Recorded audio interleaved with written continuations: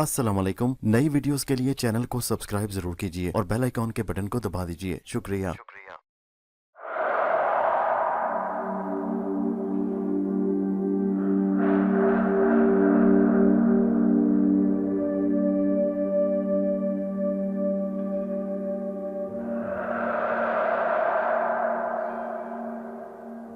पेश खिदमत है कहानी अंबर नागमारियां, वापसी का सफर।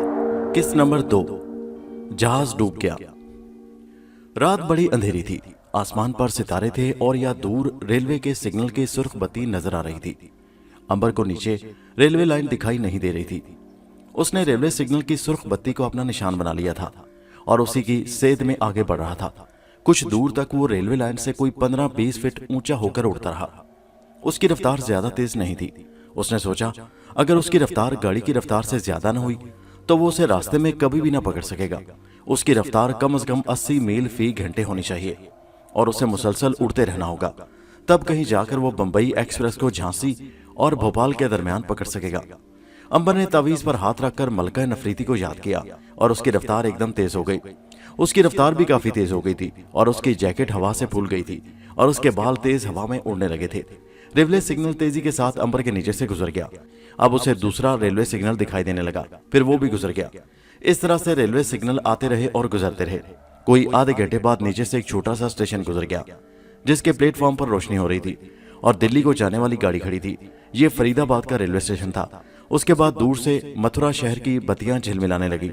अंबर उस शहर के ऊपर से होकर गुजर गया और आगे जाकर फिर रेलवे लाइन पर आ गया। अंबर इसी तरह से आसमान पर कोई 150 मील आगे निकल गया। अब उसे दूर एक बड़े शहर की रोशनियां नजर आईं। वो उन सारे रास्तों से वाकिफ था। ये आगरा शहर था जहां ताजमहल था, मगर रात के अंधेरे में ताजमहल नजर नहीं आता था। आगरा शहर के पास जाकर वो हवा में काफी बुलंद हो गया। वो नहीं चाहता था कि कोई उसे देखे। वो उस तारीखी शहर के रेलवे स्टेशन के ऊपर से गुजर गया और अब उसकी मंजिल दौलतपुर और उसके बाद ग्वालियर का शहर था। रात के अंधेरे में हवा में उड़ते हुए जब उसने कोई 200 मील का सफर तय कर लिया तो वह ग्वालियर पहुंच गया। यह भी एक तारीखी शहर था और मुसलमानों की बेशुमार यादगारें और अजीमुशान मस्जिदें यहाँ पर थीं। शहर में जगह जगह रोशनियां हो रही थी। रात अब काफी गुजर चुकी थी। उसने उड़ते उड़ते घड़ी देखी और उसकी रोशन सुइयों ने बताया कि रात के 3 बज रहे हैं। अब वो झांसी की तरफ उड़ता चला जा रहा था। बंबई एक्सप्रेस उसे कहीं भी नहीं मिली थी। बंबई की तरफ से आती उसे कई एक गाड़ियां मिली। सुबह हो रही थी जब वो भोपाल के आसपास पहुंच गया। यहाँ उसने दूर एक रेलगाड़ी की पीछे वाली लाल बत्ती देखी। यकीनन यही बंबई एक्सप्रेस थी। अंबर उस रफ्तार से ट्रेन की तरफ उड़ता चला गया। बंबई एक्सप्रेस भी शोर मचाती हुई भोपाल शहर के रेलवे स्टेशन की तरफ भागी जा रही थी। दूर भोपाल रेलवे स्टेशन और शहर के कारखानों की रोशनियां दिखाई देने लगी। अंबर ने अपनी रफ्तार कम कर दी। वो जमीन की तरफ कुछ नीचे आ गया। बंबई एक्सप्रेस भोपाल के खूबसूरत रेलवे स्टेशन में दाखिल होकर आहिस्ता आहिस्ता रुकती प्लेटफॉर्म पर ठहर गई। अंबर ने ऐसा किया कि रेलवे लाइन से हटकर स्टेशन के अकब में आकर अपनी रफ्तार बहुत कम कर दी और हौले हौले जमीन पर उतरना शुरू कर दिया। वो एक वीरान और खामोश सड़क पर आकर उतर गया। सबसे पहले तो उसने आसपास इस ख्याल से देखा कि किसी ने उसे उतरते हुए तो नहीं देखा। वहां कोई नहीं था। आसमान पर सुबह की हल्की हल्की गुलाबी रोशनी फैल रही थी और भोपाल की एक शानदार मस्जिद के मीनार सुबह के नूर में झलक रहे थे। अंबर पतलून की जेबों में हाथ डाले रेलवे स्टेशन की तरफ आ गया। उसने गेट पर एक कुल्ली से बंबई एक्सप्रेस के बारे में पूछा। उसने बताया कि बंबई एक्सप्रेस अभी अभी आकर रुकी है। अंबर ने बंबई का टिकट लिया और प्लेटफॉर्म पर आ गया। उसने सबसे पहले उस ट्रेन को देखा जिसकी खातिर वो हवा में 80 मील फी घंटा की रफ्तार से उड़ता आया था। ट्रेन काफी लंबी थी और मुसाफिरों से भरी हुई थी। एक लंबा सा डिब्बा था जिसके बाहर लिखा था महकमा खजाने का डिब्बा। यही वो डिब्बा था जिसके अंदर अंबर की अमानत यानी सोने की डली रखी हुई थी। अंबर उसी के साथ वाले डिब्बे में सवार हो गया। गार्ड ने सीटी बजाई, इंजन ने जोरदार विसल दिया और चक चक के साथ बंबई एक्सप्रेस भोपाल के रेलवे स्टेशन से बाहर निकलने लगी। स्टेशन के यार्ड से बाहर निकलकर ट्रेन की रफ्तार तेज हो गई और वो अगले बड़े शहर यानी अगारसी की तरफ दौड़ने लगी। उस ट्रेन की हर बोगी में 5-6 डिब्बे थे। डिब्बों के आगे एक कॉरिडोर या राहदारी थी और हर बोगी एक दरमियानी रास्ते से मिली हुई थी। खजाने की बोगी के दोनों दरवाजों पर पुलिस का सिपाही राइफल लिए खड़ा था। जिस डिब्बे में सोना और करेंसी नोट रखे थे उसके दरवाजे पर भी कॉरिडोर में एक सिपाही खड़ा था। साथ वाले डिब्बे में पुलिस की पूरी मुसल्लह गार्ड बैठी हुई थी। गोया खजाने की हिफाजत का बड़ा जबरदस्त इंतजाम था और अंबर के लिए हर कदम पर मुश्किल ही मुश्किल थी। अंबर चलती ट्रेन में वो 2-1 बार खजाने के डिब्बे के आगे से गुजरा। दरवाजे पर पहरा देने वाले सिख सिपाही ने उसे घूर कर भी देखा कि ये नौजवान बार बार आगे से क्यों गुजर रहा है। अंबर सोचने लगा कि उसे क्या तरकीब इख्तियार करनी चाहिए کہ خزانے سے اپنی امانت ہاتھ واپس حاصل کر سکے۔ ٹرین بڑی تیزی سے بھاگی جا رہی تھی۔ دن نکل آیا تھا، باہر کھیتوں اور پہاڑیوں کی ڈھلانوں پر دھوپ چمک رہی تھی۔ یہ علاقہ چھوٹے چھوٹے اونچے ٹیلوں سے بھرا ہوا تھا جن پر سبزہ تھا اور کہیں کہیں چالیا کے درخت نظر آ رہے تھے۔ دوپہر کے بعد گاڑی اگارسی پہنچ کر 4-5 منٹ رکی اور پھر چل پڑی۔ امبر خزانے کے ڈبے میں داخل ہونے کی کوئی ترکیب نہ سوچ سکا۔ شام کے وقت ٹرین بوساول پہنچ گئی۔ امبر ٹرین سے اتر کر پلیٹ فارم پر ٹہلنے لگا۔ ایک سپاہی اس کے پاس آیا اور اس سے پوچھنے لگا کہ وہ کون ہے اور کہاں جا رہا ہے۔ امبر نے اسے اپنا پاسپورٹ دکھاتے ہوئے کہا کہ وہ مصری باشندہ ہے اور بمبئی سیر کرنے جا رہا ہے۔ سپاہی چپ چاپ پاسپورٹ امبر کے حوالے کر کے ایک ڈبے میں سوار ہو گیا۔ آدھی رات کو ناسک روڈ کا شہر آیا اور گزر گیا، پھر دیولالی آ گیا۔ اس کے بعد گاڑی اگت پوری پہنچ کر رک گئی۔ یہاں سے پہاڑی چڑھائی شروع ہوتی تھی۔ ٹرین کو بجلی کا انجن لگا دیا گیا۔ بمبئی شہر یہاں سے کوئی 300 میل دور رہ گیا تھا۔ امبر خزانے کے ڈبے میں داخل نہ ہو سکا تھا۔ اب اس نے یہی فیصلہ کیا کہ بمبئی پہنچ کر ہی کچھ کرے گا۔ دوپہر کے وقت بمبئی ایکسپریس بمبئی سینٹرل کے ریلوے اسٹیشن میں داخل ہو گئی۔ امبر ٹرین سے اتر کر خزانے کے ڈبے کے سامنے ایک کھمبے کی اوٹ میں کھڑا ہو گیا۔ ڈبے میں سے خزانے کے آہنی بکس اتار کر ٹریلر پر لاتے گئے اور کلی گارڈ کی حفاظت میں اسے لے کر باہر چلے۔ امبر بھی ذرا فاصلہ رکھ کر ساتھ ساتھ چلنے لگا۔ باہر محکمے کی ویگن کھڑی تھی۔ خزانہ اس میں رکھ دیا گیا اور ویگن چل پڑی۔ امبر نے ایک ٹیکسی لی اور ڈرائیور سے کہا وہ اس کا پیچھا کرے۔ ویگن بمبئی کی گنجان آباد والی سڑکوں سے ہوتی ہوئی ایک 7 منزلہ عمارت کے پورچ میں داخل ہو گئی۔ یہ خزانے کا دفتر تھا۔ خزانہ اس عمارت میں لے جا کر دفتر کے لاک روم میں رکھ دیا گیا اور باہر سپاہی پہرے پر کھڑا ہو گیا۔ امبر اس عمارت کے اوپر تک آیا۔ سارے ماحول کا اچھی طرح سے جائزہ لینے کے بعد امبر نے ایک ہوٹل میں آ کر کمرہ لے لیا، غسل کیا، کھانا کھایا اور سمندر کے کنارے آ کر ٹہل ٹہل کر سوچنے لگا کہ اب اسے کیا کرنا چاہیے۔ ایک ہی ترکیب بار بار اس کے دماغ میں آ رہی تھی کہ وہ رات کے اندھیرے میں وہاں جا کر اپنی امانت حاصل کرنے کی کوشش کرے۔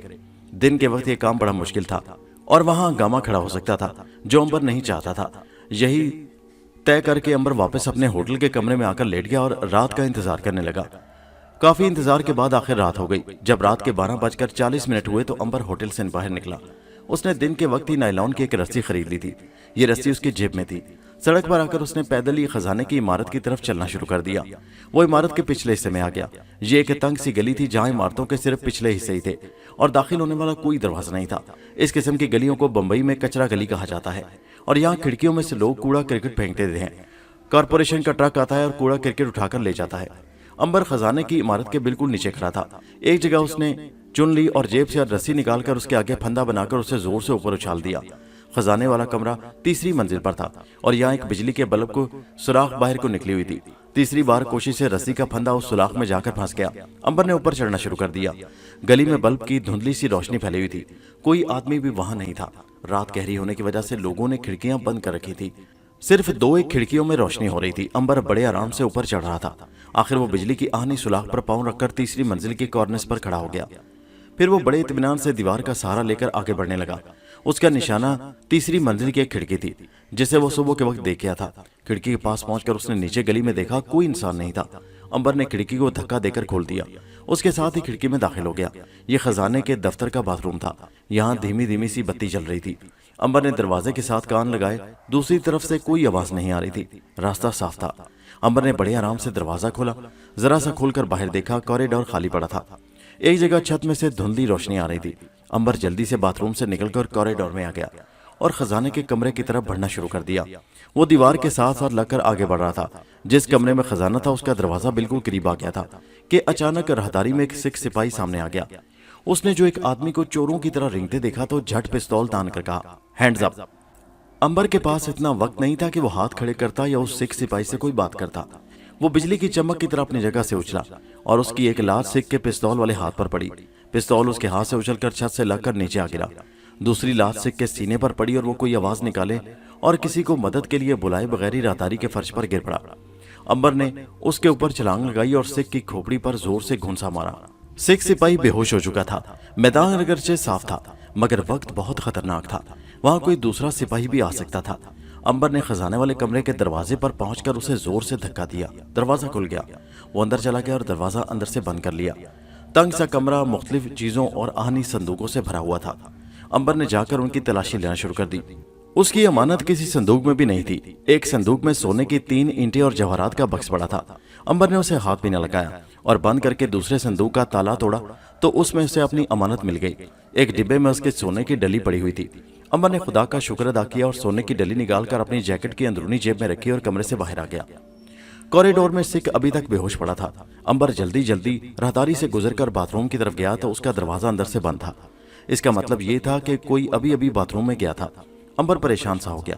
यकीनन ये कोई दूसरा पहरेदार सिपाही था जिसने बेहोश सिख को नहीं देखा था, क्योंकि वो अंधेरे में पड़ा था। अंबर ने सोचा कि जो कोई भी अंदर गया है वो खुली खिड़की में बाहर लटकती रस्सी को जरूर देख लेगा और फिर शोर मचा देगा, और यही हुआ भी। अचानक बाथरूम की चटखनी खुलने की आवाज आई। अंबर दीवार के साथ अंधेरे में हो गया। एक हिंदू मरहटा सिपाही घबराया हुआ बाहर निकला और उसने बाहर आते ही जेब से खतरे की सीटी निकालकर बजाना शुरू कर दी। उसकी आवाज के साथ ही सारे पहरेदार खबरदार होकर इधर उधर भागने लगे। अंबर अंधेरे में खड़ा रहा। 2-3 सिपाही दौड़ते हुए उसके आगे से गुजर गए और फिर किसी ने अचानक कॉरिडोर की बत्तियां जला दी और वहां रोशनी हो गई। सिपाहियों ने सिख सिपाही को बेहोश पड़े देखा तो और ज्यादा शोर मचा दिया। अंबर बाथरूम की तरफ भागा ही था कि एक सिपाही ने सीटी बजाकर शोर मचा दिया, पकड़ो पकड़ो, चोर बाथरूम में घुसा है। सिपाहियों ने बाथरूम पर हमला कर दिया। वो सारे के सारे अंदर घुस आए। अंदर कोई भी नहीं था। अब उन्होंने खिड़की में से बाहर झांका तो उन्हें एक ऐसा मंजर दिखाई दिया कि जो उन्होंने अपनी जिंदगी में पहले कभी नहीं देखा था। एक जैकेट वाला नौजवान बड़े आराम से हवा में उड़ता हुआ नीचे जा रहा था। अंबर बगैर अशद जरूरत के कभी अपनी खुफिया ताकत इस्तेमाल नहीं करता था। यही वजह थी कि कुछ आती दफा वो रस्सी की मदद से ऊपर चढ़ रहा था। वो अब भी रस्सी के जरिए नीचे उतरा था, मगर उन लोगों ने उस पर हमला कर दिया था। पहले तो सिपाही बुत से बने तकते रहे, फिर उन्होंने फायर खोल दिया। गोलियों की आवाज सुनकर सारा इलाका जाग पड़ा। गोलियां अंबर के दाएं बाएं से होकर नीचे गली के फर्श से टकराती। 2-3 गोलियां उसके सर पर भी लगी, मगर उस पर कोई असर न हुआ। गली में सारी खिड़कियां खुल गईं। लोग नीचे झांक कर देखने लगे कि क्या माजरा है, मगर इस दौरान में अंबर गली में उतरकर बाजार की तरफ भाग चुका था। पुलिस के सिपाही सीटियां बजाते उसकी तलाश में नीचे सड़क पर उतर आए, मगर अंबर अंधेरे में गुम हो गया था। सिपाहियों ने सारे इलाके की पुलिस को फोन पर खबरदार कर दिया। सारे इलाके को पुलिस ने अपने घेरे में ले लिया। अंबर एक बाजार में निकला तो सामने पुलिस की गाड़ी खड़ी थी। वो दूसरी तरफ चला गया। उधर से बाहर निकलने लगा तो सामने सिपाही राइफलें ताने उसे ढूंढ रहे थे। अंबर एक बिल्डिंग की सीढ़ियां चढ़कर ऊपर आ गया। रात के 2 बज रहे थे। लोग गहरी नींद सो रहे थे। सिर्फ उस जगह के लोग जागे थे जहां अंबर ने खिड़की से छलांग लगाई थी। उधर किसी को कुछ खबर नहीं थी। अंबर उस बिल्डिंग की छत पर आ गया। उसने मुंडेर के साथ लगकर नीचे झांक कर देखा। सारे इलाके में पुलिस की गाड़ियां ही गाड़ियां थी और पुलिस सर्च लाइट से अंबर को तलाश कर रही थी। उनके शोर से अब उस तरफ वाले फ्लैटों के लोग भी जागना शुरू हो गए थे। अंबर एक तरह से घेरे में आ गया था। वो अगर छत पर से नीचे छलांग भी लगाता तो उसका कोई फायदा नहीं था। पुलिस उसे पकड़ लेती। वो अगर मुकाबला भी करता तो एक ऐसा हंगामा खड़ा हो जाता कि हो सकता था कुछ लोग अंबर के हाथों मारे भी जाते, और अंबर किसी बेगुनाह को मारना नहीं चाहता था। उसने सोचा कि ख्वामखा खून बहाने से यही बेहतर है कि सोना किसी जगह छुपाकर अपने आप को पुलिस के हवाले कर दिया जाए। वो छत पर कोई मुनासिब जगह तलाश करने लगा। छत के बीच में एक गोल रोशनदान था जो बंद पड़ा था और जिसके शीशों की जगह लकड़ी के तख्ते जुड़े हुए थे। अंबर ने आखिर एक जगह ढूंढ ली। उसने एक तख्ता उखाड़कर उसके अंदर सोने की डली छुपाई और फिर ऊपर से तख्ता जड़ दिया। अब वो मुतमईन था। वो उस इमारत के नीचे सड़क पर आ गया। सड़क पर आते ही सिपाहियों ने उसे पकड़ लिया। उसकी जैकेट ने उसके चोर होने का ऐलान कर दिया, क्योंकि बाथरूम के सिपाहियों ने उसकी जैकेट को देख लिया था। अंबर को जीप में बिठाकर पुलिस स्टेशन ले जाया गया। वहां उसकी तलाशी हुई। कोई शय बरामद न हुई। कुछ रुपए थे जो पुलिस ने अपने कब्जे में कर लिए। खजाने में से सोने की एक डली गायब थी। अंबर को एक तंग से तहखाने में बंद करके पुलिस ने उस पर तशद्दुद शुरू कर दिया। वो सोने की डली के बारे में पूछ रही थी कि अंबर ने उसे कहाँ छुपा दिया है। तशद्दुद का अंबर पर कोई असर नहीं हो रहा था। ना उसे चोट लगती थी, ना कोई जख्म आता था। फिर उसे क्या जरूरत थी बताने की कि सोना उसने फलां जगह पर छुपा रखा है। थानेदार ने उसके जिस्म के साथ तार बांधकर बिजली का स्विच ऑन कर दिया। तार में से एक शोला निकला। अंबर को एक जबरदस्त झटका लगा, मगर वो मुस्कुराता रहा। आप लोग मेरा और अपना वक्त जाया कर रहे हैं। सोने की डली मेरी अमानत थी। मैंने उसे एक जगह छुपा दिया है और मैं आपको कभी नहीं बताऊंगा कि वो जगह कौन सी है। थानेदार मरहटा था और बड़ा जालिम किस्म का इंसान था। वो इससे पहले बिजली के झटके दे देकर 3 चोरों को हला कर चुका था। वो भी सोच रहा था कि अंबर सख्त जान है। उसके वहमो गुमान में भी ये बात नहीं आ सकती थी कि अंबर एक ऐसा इंसान है जो मर नहीं सकता और जिस पर दुनिया की कोई तकलीफ, कोई तशद्दुद अपना असर नहीं करता। थानेदार ने अंबर को बर्फ की सिल पर बिठा दिया। बर्फ की सिल पिघल गई, मगर अंबर को जरा सा भी महसूस न हुआ। अब थानेदार ने अंबर के जिस्म को गर्म सुलाख से दागने की कोशिश शुरू कर दी और देखती हुई सुरख सुलाख जब अंबर के जिस्म से लगी तो धुआं सा उठा और सुलाख बुझ गई, जैसे पत्थर से जा लगी हो। थानेदार ने अंबर के जिस्म को टिटोल कर देखा। उसका जिस्म वैसे बिल्कुल आम इंसानों के जिस्म जैसा था और नरम था। उसने चाकू की नोक अंबर के जिस्म में चुभोने की कोशिश की। चाकू की नोक मुड़ गई। थानेदार अब कुछ हैरान सा हुआ कि माजरा क्या है। अंबर ने मुस्कुराते हुए कहा, अहमक थानेदार, तुम चाहे कुछ भी कर लो, मुझ पर तुम्हारे तशद्दुद का कोई असर नहीं होगा। थानेदार ने अंबर का बाजू पकड़कर कहा, तुम कौन हो? अंबर ने बड़ी गौर से गहरी नजरों के साथ थानेदार को देखा और कहा, मैं हनुमान हूं जो हवा में उड़ता है। इस बार थानेदार ने बड़े जोर से अंबर को थप्पड़ मारा, मगर उसके साथ ही खुद हाथ पकड़कर दोहरा हो गया, क्योंकि उसके हाथ को सख्त चोट लगी थी, जैसे उसने किसी पत्थर की सिल पर अपना हाथ मार दिया हो। अंबर को गुस्सा तो बहुत आया, मगर वो गुस्से को जब्त कर गया। वो ख्वामख्वाह किसी भी इंसान को हलाक नहीं करना चाहता था। थानेदार फिर चिल्लाकर बोला, इसे हौलात में बंद कर दो।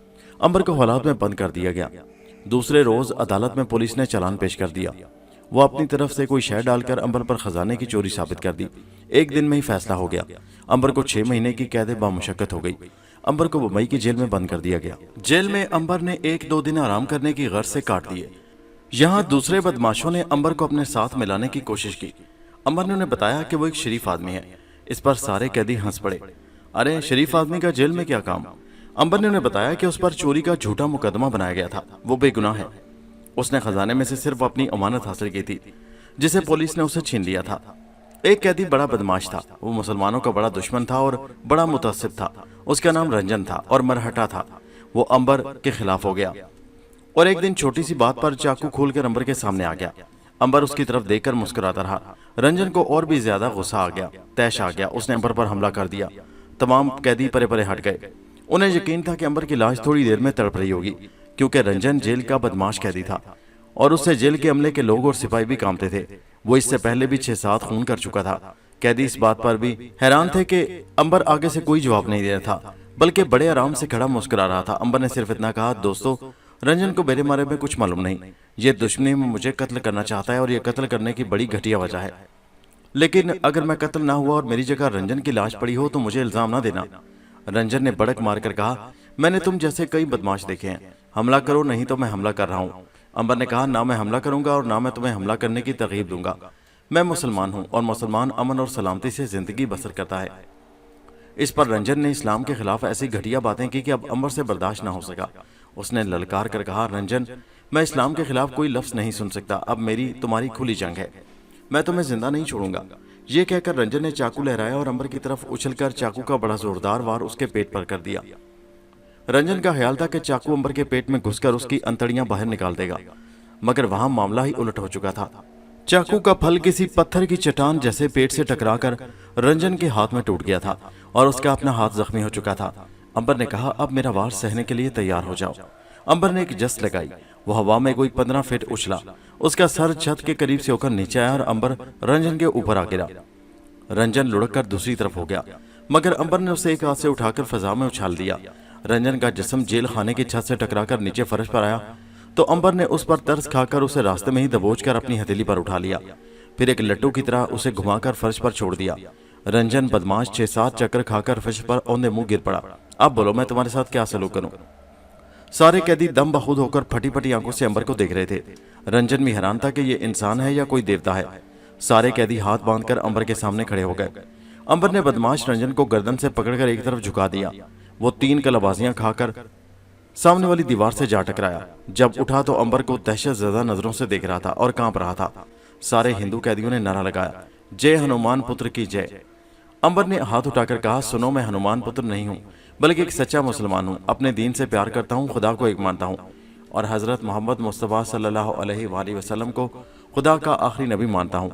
ये ताकत जो तुम मुझ में देख रहे हो अल्लाह ही की दी हुई है। रंजन बदमाश के साथ 3 कैदी मुसलमान हो गए। उन्होंने बुराई की जिंदगी से तौबा कर ली और इस्लाम के असूलों के मुताबिक जिंदगी बसर करने का फैसला करते हुए सच्चे मुसलमान बन गए।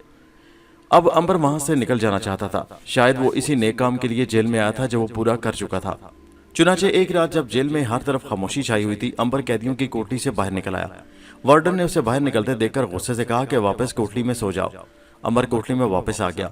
वो यूं ही किसी इंसान से उलझना पसंद नहीं करता था। जब पहरेदार दूर चला गया तो अंबर दोबारा कोठरी से बाहर निकला।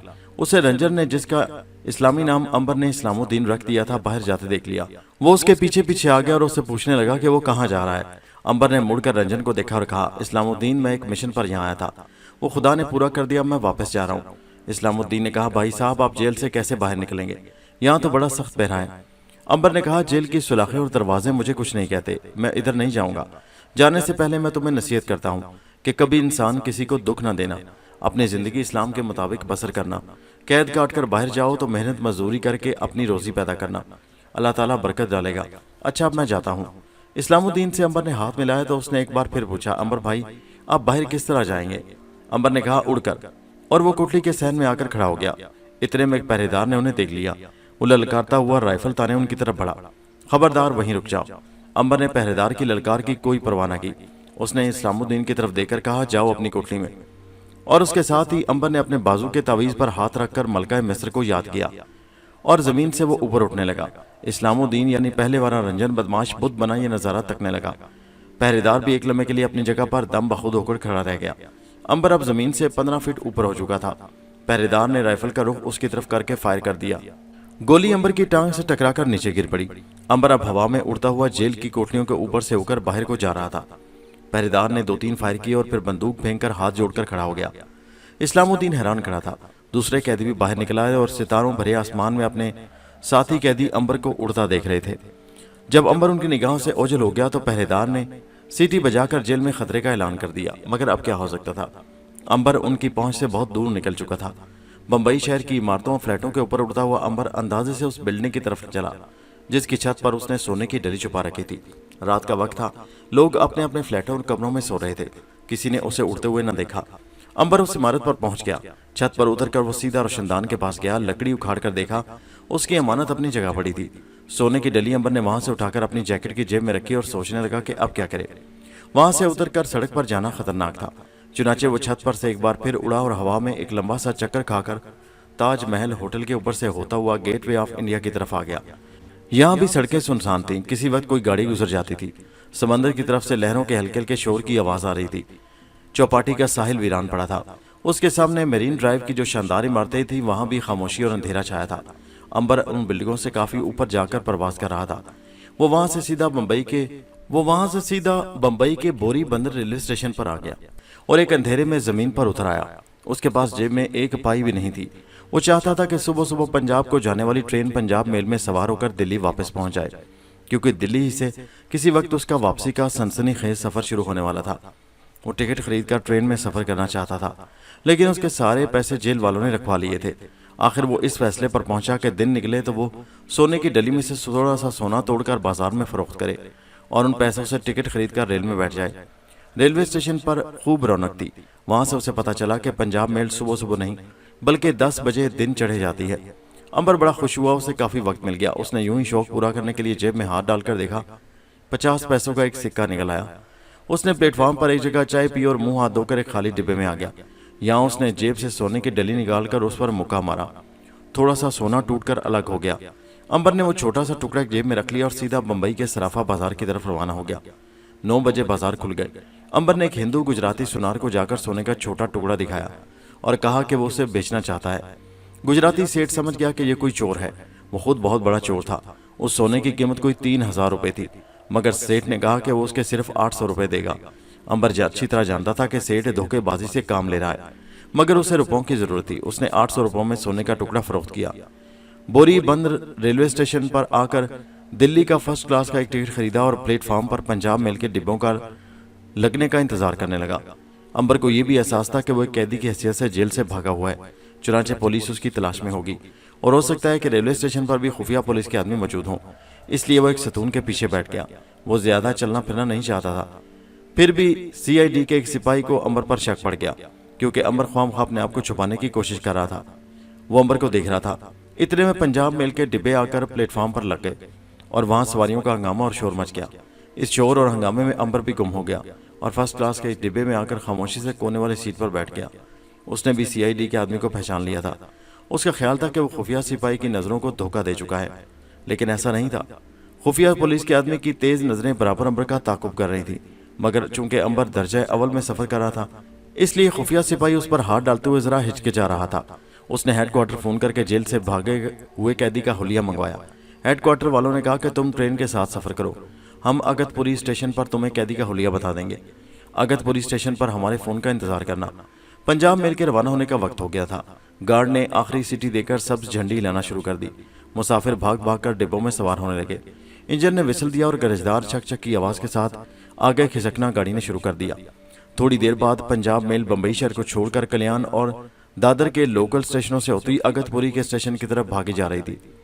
अंबर फर्स्ट क्लास में खिड़की के पास बैठा उस रोज का ताज़ा अखबार पढ़ रहा था, जिसमें जेल से भाग जाने वाले एक कैदी की खबर थी जिसका नाम अंबर था और जो मिस्री बाशिंदा था। एक अच्छी बात यह हुई कि पुलिस ने अंबर की तस्वीर अखबार में नहीं छापी थी, वगरना उसके लिए सफर करना भी मुश्किल हो जाता। ट्रेन कल्याण से काफी दूर निकल चुकी थी और छोटे छोटे स्टेशन छोड़ती जा रही थी। यहाँ चूंकि ढलान थी, इसलिए ट्रेन की रफ्तार काफी तेज थी। बम्बई से अगतपुरी का फासला 300 मील के करीब था। यहाँ से चूंकि बिजली का इंजन उतरकर ट्रेन के साथ भाप का इंजन लगता था, इसलिए यहाँ गाड़ी काफी देर रुकती थी।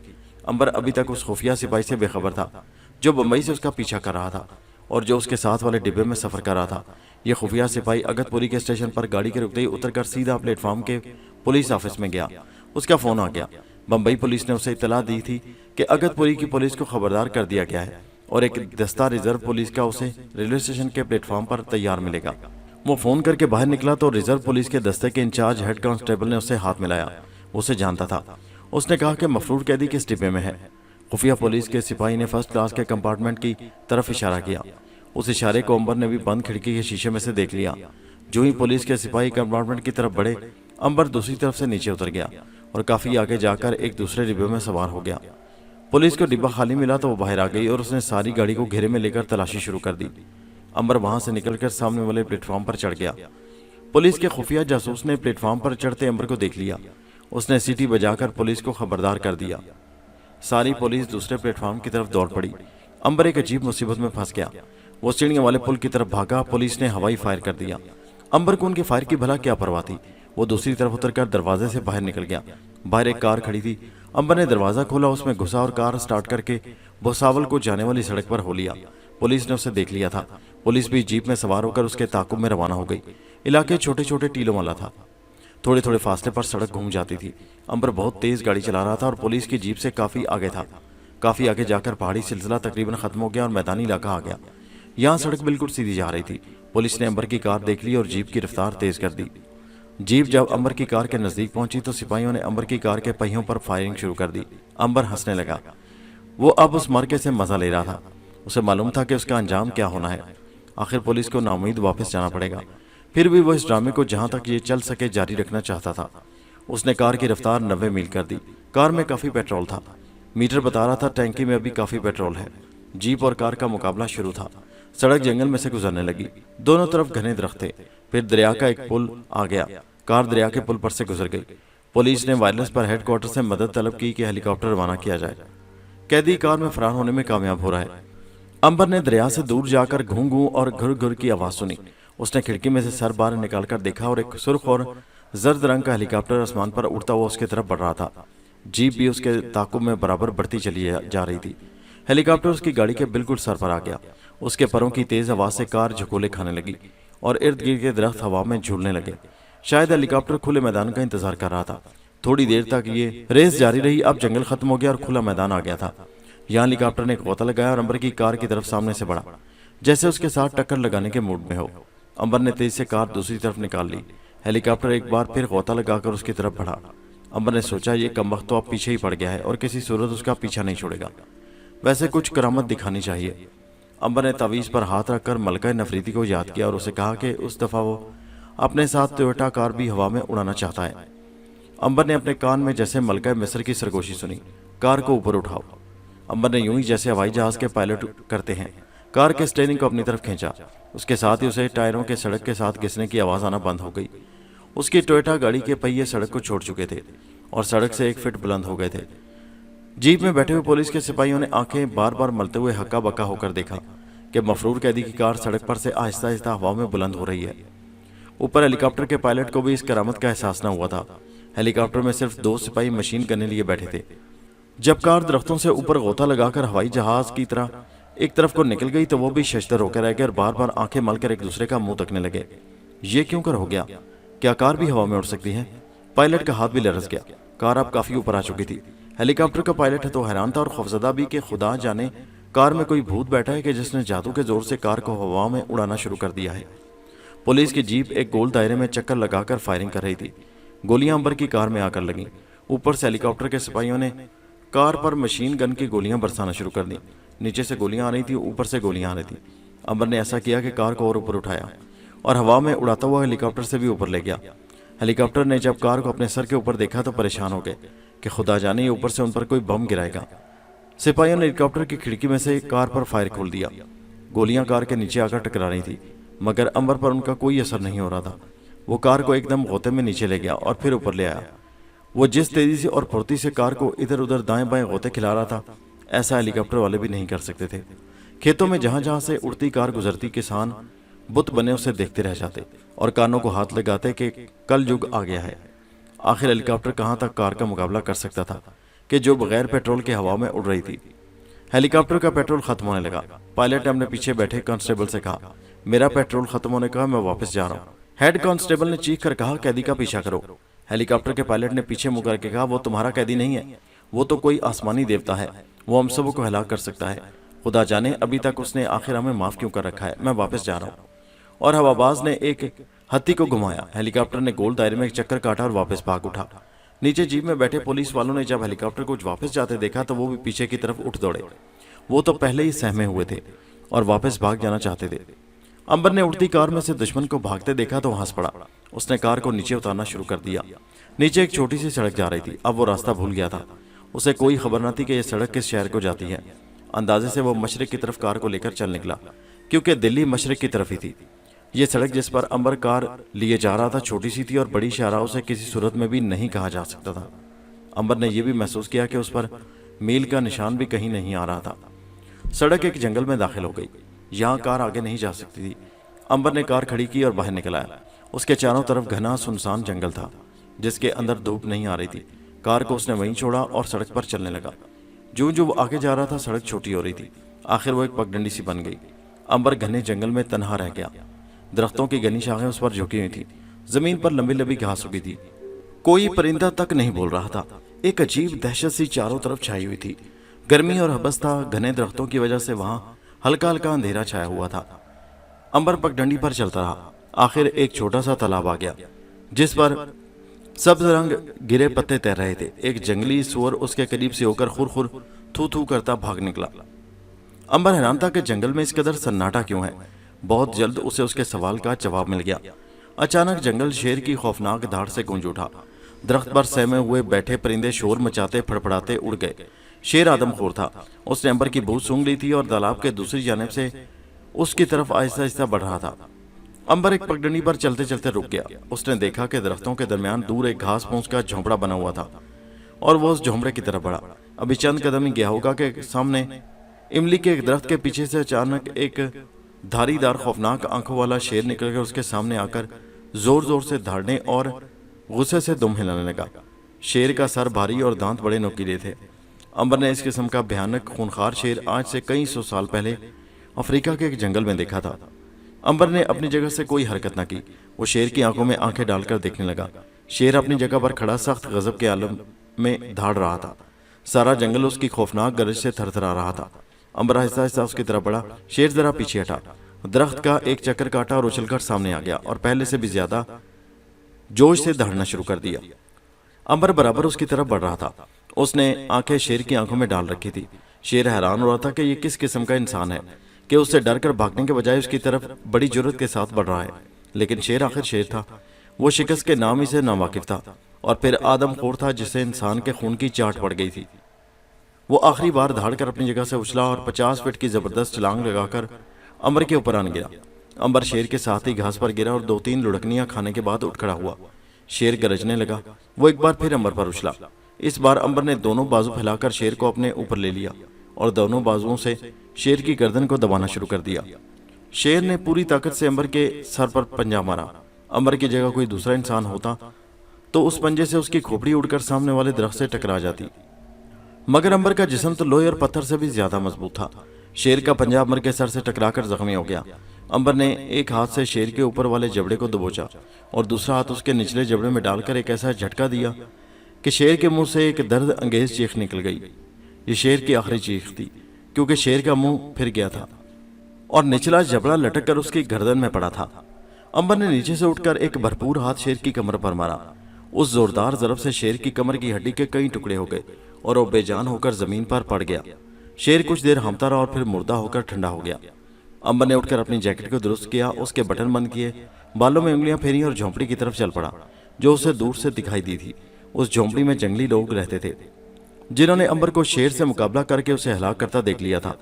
जो ही अंबर उनके झोंपड़े के सामने पहुंचा, वो सारे के सारे अंबर के सामने सर झुकाकर खड़े हो गए। वो अंबर को एक देवता समझने लगे थे। उन्होंने अंबर को अपनी सबसे आला गाय का दूध पिलाया। आदमखोर को हलाक करने पर अंबर का शुक्रिया अदा किया, उसके पांव को गंगा के पवित्र पानी से धोया। अंबर ने जब उनकी जंगली जुबान में उनसे बात की तो वो और ज्यादा उसके गर्विदा हो गए और उन्हें यकीन हो गया कि ये शख्स इंसान नहीं है बल्कि कोई आसमान से देवता उनकी मदद करने के लिए आया है। अंबर ने पूछा कि वो कौन सा इलाका है और दिल्ली शहर किस तरफ है।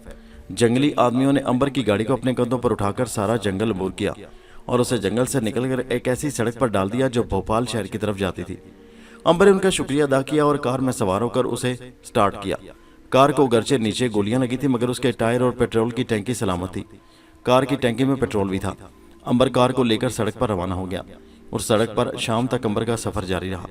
शाम को वो बुरहानपुर शहर में आ गया। यहाँ उसने रात एक होटल में बसर की, कार की जरूरी मरम्मत करवाई, उसकी टैंकी पेट्रोल से भरवाई और सुबह सुबह भोपाल की तरफ चल पड़ा। तकरीबन शाम ही के वक्त वो भोपाल के शहर में आ गया। यहाँ उसने एक होटल में क़याम किया, गुस्ल किया, कपड़े धुलाए, शेव बनाई और दूसरे रोज ग्वालियर की तरफ बड़ी शाहराह पर चल पड़ा। रात के 10 बजे वो ग्वालियर पहुंच गया। यहाँ उसने 2 घंटे आराम किया और रात 12 बजे दिल्ली की तरफ रवाना हो गया। अगरचे रास्ता खतरनाक था और सड़क कई जगहों पर सुनसान थी मगर अंबर ने कोई परवाह न की और बराबर आगे बढ़ता चला गया। वो जल्दी से जल्दी दिल्ली पहुंचना चाहता था क्योंकि उसने रास्ते में मलका मिस्र की सरगोशी सुन ली थी। वो उसे दिल्ली की तरफ जाने की हिदायत कर रही थी।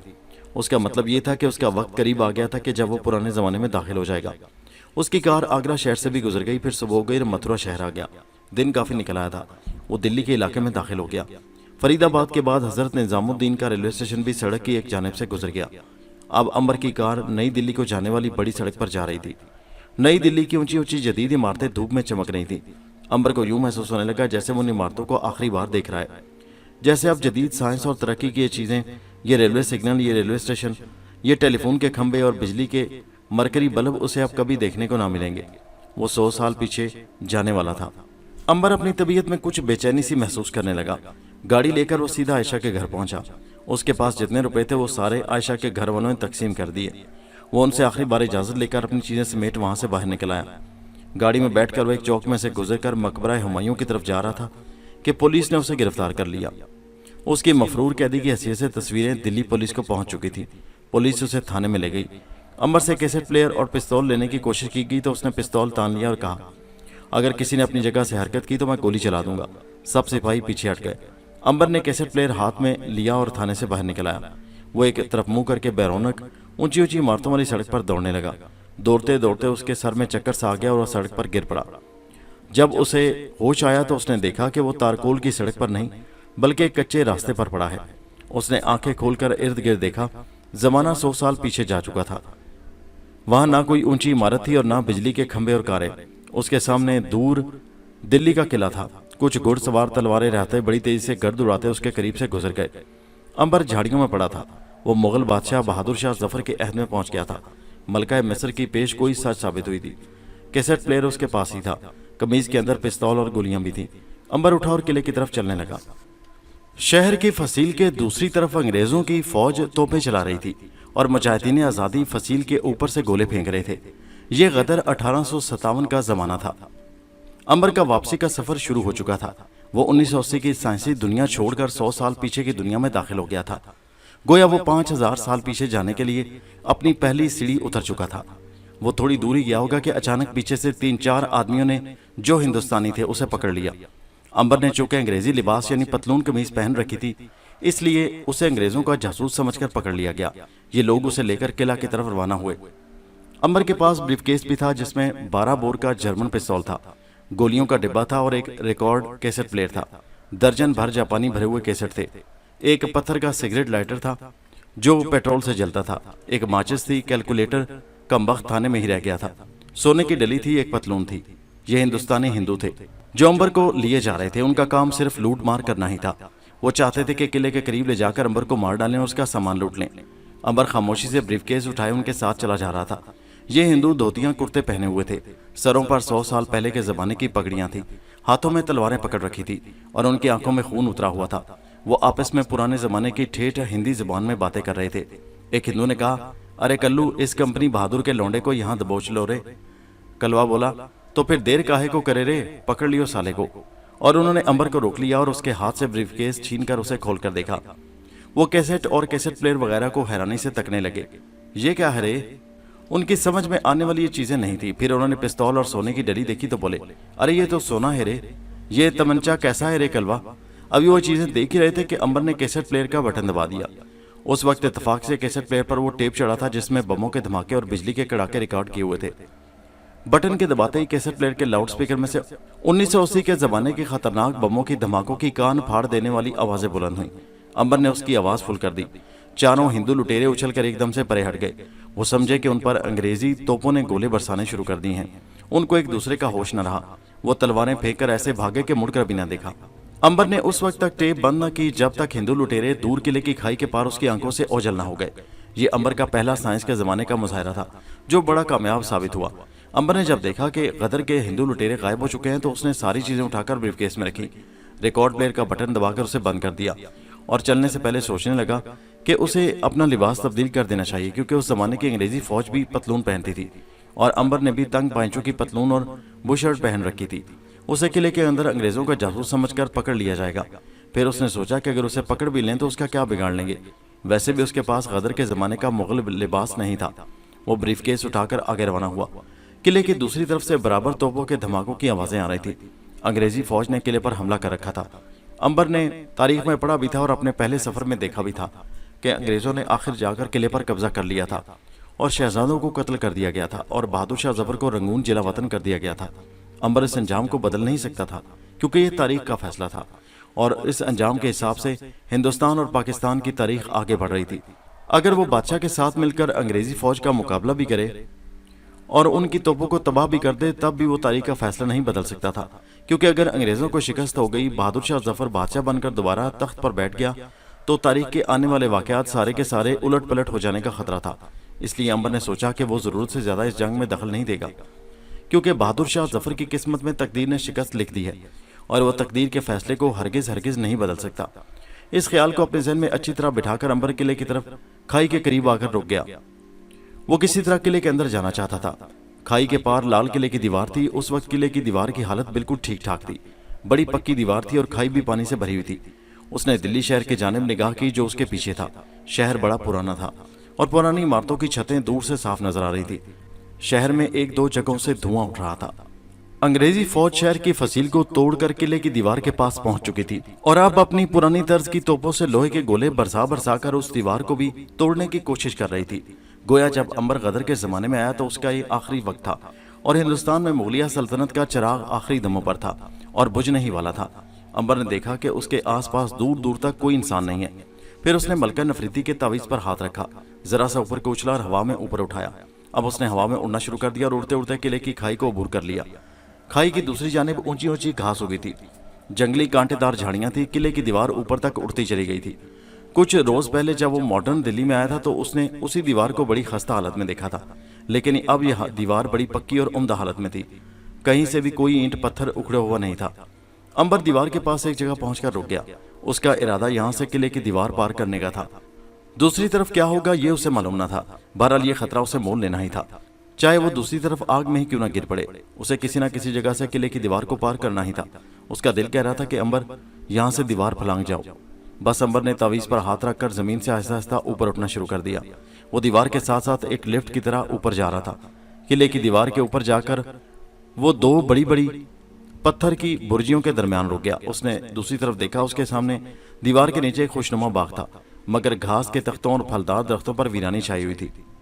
आमों के झुंड ऊपर के तख्तों पर भी थे। उनके पीछे बादशाह का बहुत बड़ा महल था। अंग्रेजी तोपों और मुजाहिदीन की तोपों की आवाज यहाँ भी सुनाई दे रही थी। संगे मरमर की शानदार रविशों पर शाही महलात के बरामदों में कुछ कनीजें और शहजादे अंबर ने अफरा तफरी के आलम में इधर उधर भागते देखे। अंबर किले की दीवार से नीचे उतर आया। वो आमों के झुंड की तरफ चलने लगा। यहाँ उसने सफेद संगे मरमर की बनी मस्जिद देखी जिसे मोती मस्जिद कहते थे। उस मस्जिद में कुछ मुगल दरबारी खुदा के हुजूर सजदा किए गिड़गिड़ा कर दुआएं मांग रहे थे। अंबर उस रविश पर आ गया जो सीधी महल के पहले बरामदे की सीढ़ियों को जाती थी। यहाँ एक कनीज ने अंबर को देख लिया और अचानक फिरंगी आ गया चीखती हुई भाग गई। अंबर जानता था कि उसकी अंग्रेजी पतलून से हर कोई उसे फिरंगी यानी अंग्रेज या अंग्रेजों का जासूस ही समझेगा। वो महल के बरामदे में आ गया। यहाँ कुछ दरबारी इधर उधर परेशान खड़े आपस में बातें कर रहे थे। उनके लिबास मुगल थे, जैसे कि आपने मुगल जमाने की कहानियों वाली फिल्मों में देखे होंगे। अब वो अंबर को देखते ही रह गए। फिर सब एक जगह जमा हुए अंबर की तरफ बढ़े। इतने में एक शहजादा भी वहां आ गया। उसने सुर्ख शलूका और चूड़ीदार पाजामा पहन रखा था। सलीम शाही जूती पर हीरे मोती लगे हुए थे। सर पर एक मोर के पंख वाली पगड़ी थी। उन लोगों ने तलवारें निकालकर अंबर को घेरे में ले लिया। शहजादे ने कड़कर पूछा, क्या तुम्हें फिरंगियों ने भेजा है? एक दरबारी ने कहा, शहजादा आलम ये फिरंगी जासूस है, इसकी गर्दन उड़ा दी जाए।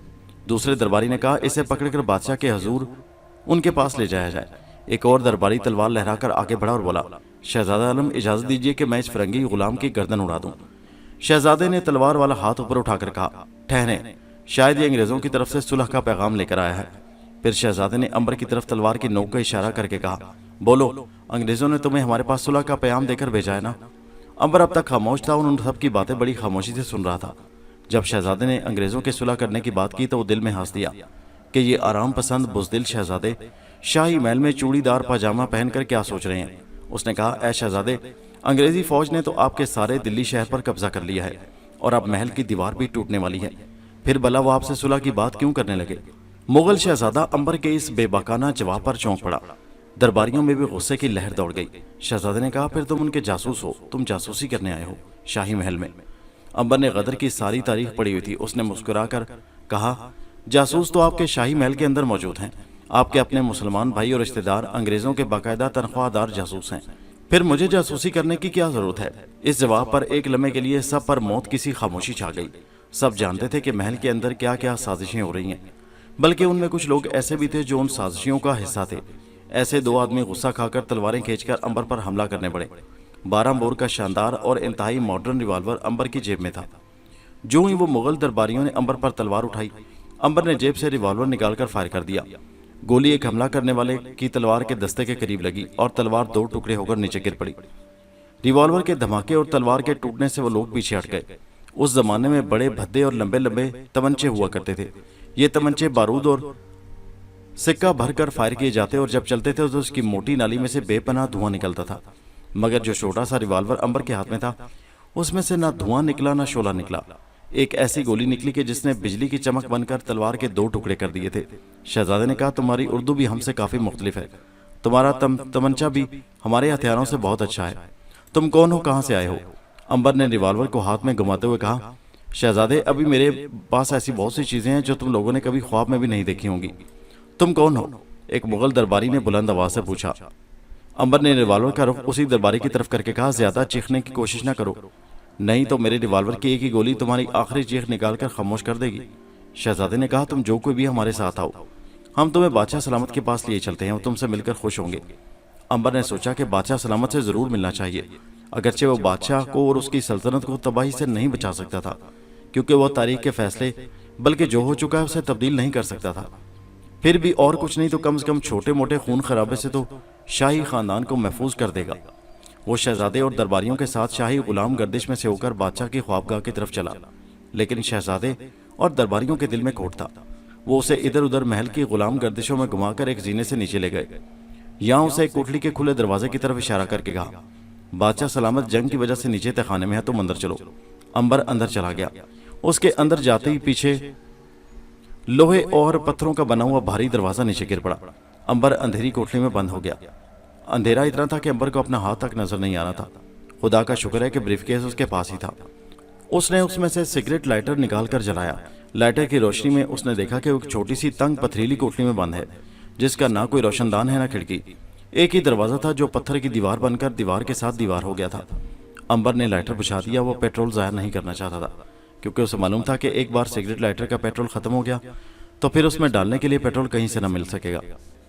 इसलिए कि 1857 में तो पेट्रोल अभी दरियाफ्त ही नहीं हुआ था, लेकिन उसने पत्थर का सिगरेट लाइटर इसलिए लिया था कि शायद वो इसमें किसी दूसरी किस्म का तेल डालकर रोशन कर सके। सिगरेट लाइटर के बुझने से कोठरी में दोबारा घुप अंधेरा छा गया। महल में शोर मच गया कि अंग्रेजों का जासूस एक पकड़ा गया है। वहां पहले ही अफरा तफरी मची थी। शाही महल के अंदर भी हकीम एहसन उल्लाह अंग्रेजों के जासूस थे और अंग्रेजों को मजबूर कर रहे थे कि वो महल छोड़कर हुमायूं के मकबरे चले जाएं। अंग्रेज चाहते थे कि बादशाह जो ही महल छोड़कर मकबरे में जाएं, उन्हें और शहजादों को गिरफ्तार कर लिया जाए। बहादुर शाह जफर बूढ़ा हो चुका था, उसकी समझ में कुछ नहीं आ रहा था। हकीम एहसानुल्लाह को जब खबर हुई कि महल में अंग्रेजों का जासूस पकड़ा गया है, तो वो बड़ा हैरान हुआ कि उसके होते हुए अंग्रेजों ने एक और जासूस क्यों भेज दिया। उसने शहजादे से कहा कि वो उसे जासूस के पास ले चले। शहजादे ने कहा उसके पास एक ऐसा तमंचा है कि जब चलता है तो ना धुआं निकलता है और ना ज्यादा धमाका होता है। उसकी गोली तलवार के 2 टुकड़े कर देती है। हकीम ने हैरानी से पूछा, ऐसा तमंचा उसे कहां से मिल गया? कंपनी बहादुर ने कोई नई शाह इजाद कर ली है क्या? ये शहजादा भी हकीम एहसानुल्लाह से मिला हुआ था। दोनों ने यह तय किया कि उस जासूस की खबर से बादशाह को न होने देंगे और अंग्रेज कमांडर कर्नल हडसन को आदमी भेजकर पूछा जाए कि क्या उन्होंने कोई जासूस भेजा है। शाम को खबर मिली कि अंग्रेजों ने किसी जासूस को नहीं भेजा। हकीम एहसानुल्लाह ने शहजादे से कहा, मैं न कहता था कि अंग्रेज हमारे साथ धोखा नहीं कर सकता। शहजादे ने कहा, तो फिर ये नौजवान कौन है? चलकर देखना चाहिए। उन बातों में ही शाम हो गई। अंग्रेजी फौज की गोलाबारी सुस्त पड़ चुकी थी। पीछे से गोला बारूद आ रहा था। किले के ऊपर मोर्चों में बैठे मुजाहिदीन ने भी हाथ रोक लिया। अंग्रेज कमांडर ने फैसला किया कि आधी रात को किले के ऊपर चढ़कर हमला करने की कोशिश की जाए। उधर अंबर कोठरी के अंधेरे में बैठे बैठे तंग आ गया। उसने सोचा कि यहाँ से बाहर निकलने की तदबीर करनी चाहिए। वो कोठरी के पत्थर के दरवाजे के पास आया। उसने दीवार को हाथ लगाकर देखा, दीवार फौलाद की तरह सख्त थी। अंबर के लिए दीवार इतनी मजबूत नहीं थी कि वो उसे तोड़ ना सकता। अंबर के पास बहुत ताकत थी। कुदरत ने उसे इतनी ताकत दे रखी थी कि वो बड़े से बड़े दरख्त और चट्टान को जड़ से उखाड़ सकता था। लेकिन उस वक्त उसे अपना दोस्त और भाई नाग बहुत याद आया। अंबर ने सोचा कि देखना चाहिए यहाँ कोई आदमी उसके पीछे आता है कि नहीं। वो कुछ देर खामोश बैठा रहा। आखिर उसे कोठरी के बाहर तहखाने के पथरीले फर्श पर कदमों की चाप सुनाई दी। वो चौकन्ना हो गया। इतने में पत्थर का दरवाजा अपने आप परे हट गया और उसके सामने हकीम एहसानुल्लाह और शहजादा आलम खड़े थे और बड़े गौर से अंबर को देख रहे थे। तुम कौन और कहां से आए हो? हकीम एहसानुल्लाह ने पूछा। अंबर ने कहा, पहले ये बताएं कि आप कौन हैं? हकीम ने कहा, मेरा नाम हकीम एहसानुल्लाह है। अंबर ने तारीख भी पढ़ी थी और तारीख में उसने सफर भी किया था। तारीख उसकी आंखों के सामने से गुजरी थी। दुनिया के हर मुल्क के बड़े बड़े वाकयात को उसने अपनी आंखों से देखा था। वो समझ गया कि ये वही हकीम एहसानुल्लाह है जिसने अंग्रेजों के साथ मिलकर बहादुर शाह जफर से गद्दारी की थी। तारीख अपने आप को दोहरा रही थी। वो अब भी गद्दारी कर रहा था और अंबर से ऐसा करने से रोक नहीं सकता था, क्योंकि उसे इतनी इजाजत नहीं थी कि वो तारीख के वाकयात की जंजीर की किसी कड़ी को बीच में से अलग कर दे, क्योंकि इस तरह से दुनिया का सारा निजाम धर्म भरम हो सकता था। अंबर खामोश हो गया और हकीम एहसानुल्लाह को गौर से देखने लगा कि अच्छा, ऐसे होते हैं मुसलमानों के गद्दार। उसका दिल चाहा कि वो एक मुक्का मारकर उस गद्दार को हमेशा की नींद सुला दे, मगर वो ऐसा नहीं कर सकता था, क्योंकि उस शख्स को गद्दारी करना थी। यही तकदीर में लिखा था और अंबर तकदीर के लिखे को खास तौर पर उन वाकयात को जो हो चुके थे नहीं मिटा सकता था। उसने हकीम एहसानुल्लाह से कहा, मुझे बादशाह के पास ले चलो। शहजादे आलम बोला, वो किस लिए? तुम कौन होते हो बादशाह सलामत से मिलने वाले? तुम्हारे पास जो ये चीजें हैं उन्हें हमारे हवाले कर दो। अंबर को बड़ा गुस्सा आया। उसने कहा, मैं सब कुछ जानता हूं कि तुम दोनों कौन हो और मुगलिया सल्तनत के आखिरी चिराग को बुझाने के लिए क्या क्या जतन कर रहे हो। मैं ये भी जानता हूं कि तुम दोनों अंग्रेजों के लिए जासूसी करते हो। हकीम एहसानुल्लाह को अंग्रेज जासूसी के एवज भारी रकम देते हैं और तुम्हें हकीम ने वली अहद बनने का लालच दे रखा है। हकीकत यह है कि वो तुम्हारे साथ भी धोखा कर रहा है। दोनों गुस्से से कांपने लगे। हकीम एहसानुल्लाह खान का तो रंग सुर्ख हो गया। तुम्हारी ये हिम्मत कि मुझ पर जासूसी का इल्जाम लगाओ? अंबर ने मुस्कुराते हुए कहा, ए गद्दार इंसान, तुम्हें शर्म हो तो चुल्लू भर पानी में जाकर डूब मरो। आने वाले मुसलमान कौमें तुम्हें हमेशा गद्दार और जलील तरीन इंसान के नाम से याद करेंगी। हकीम एहसानुल्लाह ने आगे बढ़कर पूरी ताकत से अंबर के मुंह पर तमाचा मार दिया। तमाचा इस कदर जोरदार था कि कोठरी की फजा गूंज उठी, मगर अंबर पर कोई असर न हुआ। दूसरी तरफ हकीम एहसानुल्लाह का हाथ जख्मी हो गया, जैसे किसी पत्थर के साथ हाथ टकरा गया हो। अंबर ने कहा, तुम अभी मुझे जानते नहीं गद्दार हकीम। मैं तुम्हें अभी खड़े खड़े जहन्नम में पहुंचा सकता हूं, मगर मैं ऐसा नहीं कर सकता, क्योंकि ये हुक्म रब्बी है कि तुम जिंदा रहो और गद्दारी करो, और आने वाली नस्लें तुम्हें गद्दार मिल्लत के नाम से याद करके तुम्हें रहती दुनिया तक फटकार डालती रहें। हकीम एहसानुल्लाह ने शहजादे की तरफ देखकर चलने का इशारा किया। वो कुछ घबराहट महसूस करने लगा था। दोनों फौरन कोठरी से बाहर आ गए। उनके जाते ही पत्थर का दरवाजा फौरन बंद हो गया। अंबर ने सिर्फ कोई ध्यान न दिया। उसने सोचना शुरू किया कि अब उसे क्या करना चाहिए। वो तारीख के वाकयात में दखल न दे सकता था। हाँ, इतना जरूर था कि वो बाहर निकलकर दुखी और जख्मी लोगों की मदद जरूर कर सकता था। उसने कोठरी में से बाहर निकलने का फैसला कर लिया। वो अपनी जगह से उठा, दीवार के दरवाजे के पास आया, पत्थर पर दोनों हाथ रखे और पूरी ताकत से उसे धक्का दिया। पत्थर का दरवाजा टूटकर एक धमाके के साथ दूर जा गिरा। अंबर कोठरी से बाहर निकल आया। वो अंधेरी राहदारी में से होता हुआ एक जीना चढ़कर छोटी सी बुर्जी में निकल आया। रात का अंधेरा फैलने लगा। वो किले की छत पर था और दूसरी जानिब मुगल सिपाही और मुजाहिदीन तोपों में गोले भर रहे थे। قلعے کے نیچے میدان میں انگریزی فوج کے کیمپوں میں لالٹین کی روشنیاں ہو رہی تھی اور کسی وقت کوئی توپ چل جاتی تھی۔ اندھیرے کی وجہ سے امبر کو کسی نے نہیں دیکھا۔ وہ چھت پر فصیل کی دیوار کے ساتھ ساتھ چلتا مغرب کی طرف آ گیا۔ یہاں ایک گول برج تھا جس میں سے سیڑھی نیچے جاتی تھی۔ امبر یہاں سے اترا تو وہ قلعے کے شاہی محل میں تھا۔ یہاں سنگ برمر کے چبوترے پر سرخ رنگ کا قالین بچھا تھا، ستونوں کے ساتھ مخمل کے پردے لٹک رہے تھے۔ امبر آگے بڑھا۔ وہ بادشاہ سے مل کر اسے اتنا ضرور کہنا چاہتا تھا کہ وہ حکیم احسن کی باتوں میں آ کر ہمایوں کے مقبرے نہ جائے۔ امبر کا خیال تھا کہ اس طرح سے وہ کم از کم شہزادوں کو قتل ہونے سے بچا سکے گا، کیونکہ مغلیہ سلطنت کی شکست تو لکھی جا چکی تھی۔ ہاں، کم عمر شہزادوں کی جانیں اگر بچا لی جاتی تو ہو سکتا ہے تاریخ پر اس کا زیادہ خطرناک اثر نہ پڑے۔ برآمدہ آگے جا کر مڑ گیا۔ سامنے ایک ہال نما کمرہ تھا۔ کچھ لوگ افراتفری میں ایک طرف کو بھاگ گئے۔ انہوں نے مغل درباریوں کا لباس پہن رکھا تھا۔ پھر اسے اپنے پیچھے دو آدمیوں کے باتیں کرنے کی آواز سنائی دی۔ امبر جلدی سے پردوں کے پیچھے چھپ گیا۔ دو مغل درباری باتیں کرتے تیز تیز قدموں سے اس کے قریب سے گزر گئے۔ وہ بادشاہ سلامت کو کوئی خاص بات بتانے جا رہے تھے۔ امبر کچھ فاصلہ پر رہ کر ان کے پیچھے چل پڑا۔ شاہی محل کی آرائش دیکھنے والی تھی۔ جھاڑ، فانوس، ریشمی قالین، زر بفت کے پردے، جواہرات سے چمکتی ہوئی دیواریں، مگر یہ سب کچھ اداس تھا کیونکہ شاہی محل پر آفت ٹوٹ پڑی تھی۔ انگریزی فوج شاہی محل کے دروازے پر پہنچ چکی تھی۔ امبر اچانک ایک ایسے دیوان میں آ گیا جہاں سامنے دو نیزہ بردار ایک سونا چاندی کے دروازے پر پہرا دے رہے تھے۔ انہوں نے جو اپنے سامنے ایک انگریزی پتلون قمیض والے کو دیکھا تو نیزے تان کر اس کی طرف بڑھے۔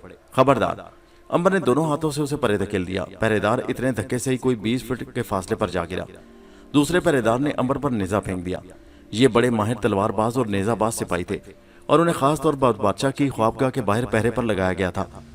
نیزہ سیدھا امبر کی چھاتی پر آ لگا اور ٹوٹ کر دو ٹکڑے ہو گیا۔ پہرے دار نے تلوار نیام سے کھینچ لی اور امبر پر حملہ کر دیا۔ امبر اس دوران میں بھاگ کر دروازے کے پاس آ گیا۔ اس نے بریف کیس میں ہاتھ ڈال کر ٹیپ کو آن کر دیا۔ ٹیپ بموں کے دھماکوں والی تھی۔ ایک دم سے شاہی خوابگاہ کے باہر بھیانک دھماکے کی آواز گونجی۔ پہرے دار اچھل کر دور جا گرا۔ اندر سے حکیم احسن اللہ شہزادہ معظم اور بخت جان تلواریں سونت کر باہر آ گئے۔ کیا ہوا؟ یہ توپ کہاں چلی؟ امبر نے ہاتھ اٹھا کر کہا، یہ دھماکہ میں نے کیا ہے۔ مجھے بادشاہ سلامت کے پاس لے چلو، میں بہت دور سے انہیں ملنے آیا ہوں۔ بخت خان نے تلوار کی نوک امبر کے سینے پر رکھ کر کہا، تم کون ہو؟ تمہیں فرنگی نے بھیجا ہے؟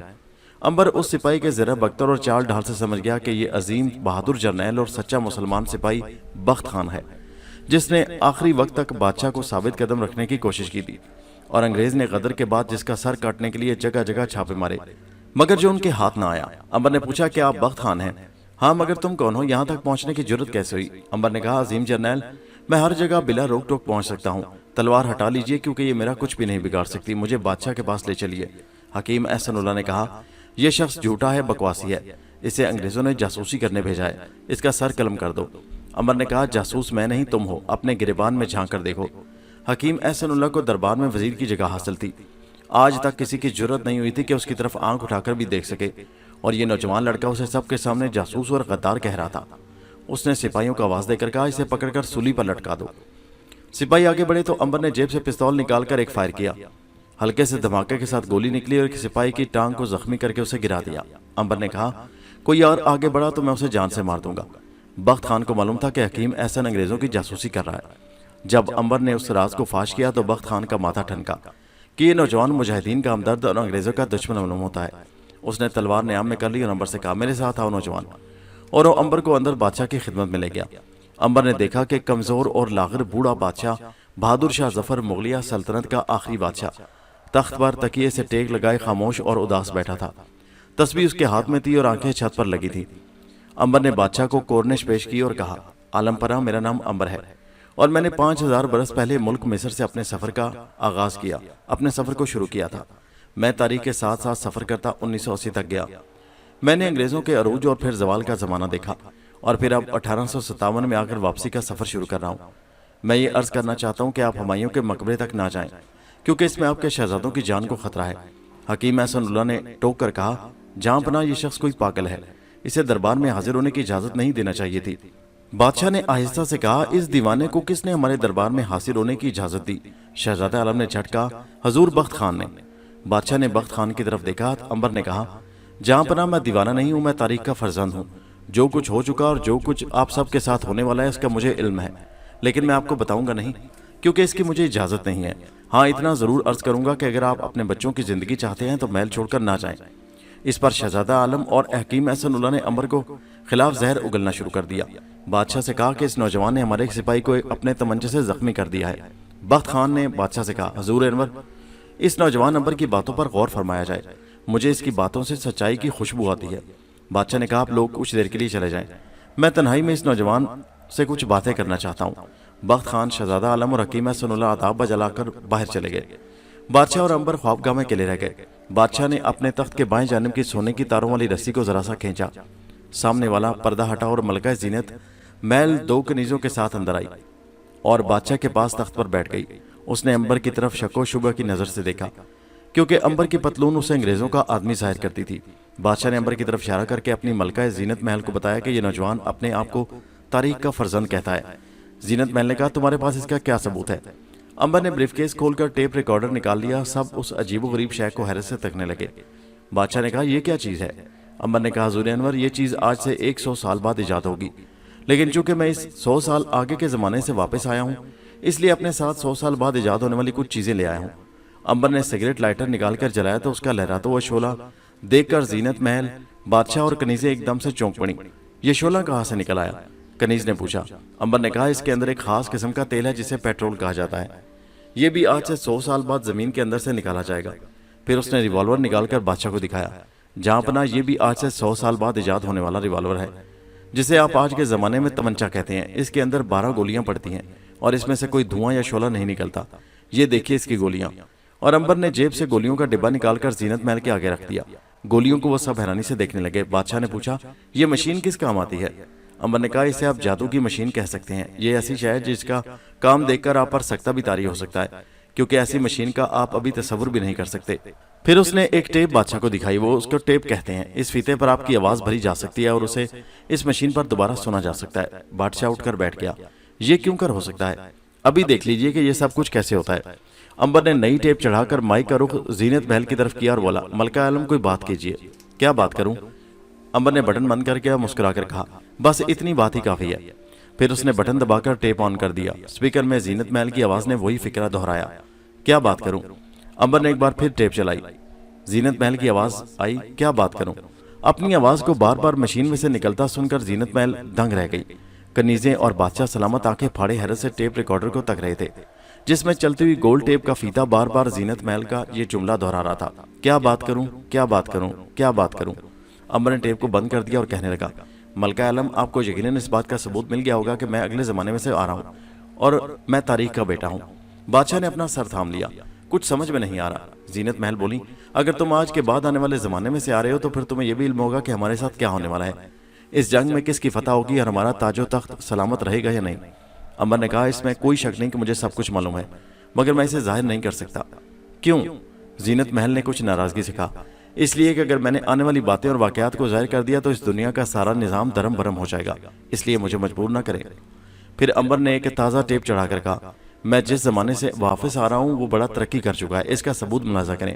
اور امبر نے انہیں لتا منگیشکر، نور جہاں اور مہندی حسن کے گانوں کی ٹیپ سنائی۔ سب اس کا منہ تک رہے تھے۔ پھر امبر نے بموں کے دھماکے اور شیر کی دھاڑیں اور جانوروں کی آوازیں سنائیں جو اس نے ٹیپ پر ریکارڈ کر رکھی تھی۔ زینت محل تو بت بنی یہ سب کچھ سن رہی تھی۔ میرے اللہ، تم کس دنیا سے یہ چیزیں اٹھا لائے ہو؟ زینت محل کے منہ سے اپنے آپ نکل گیا۔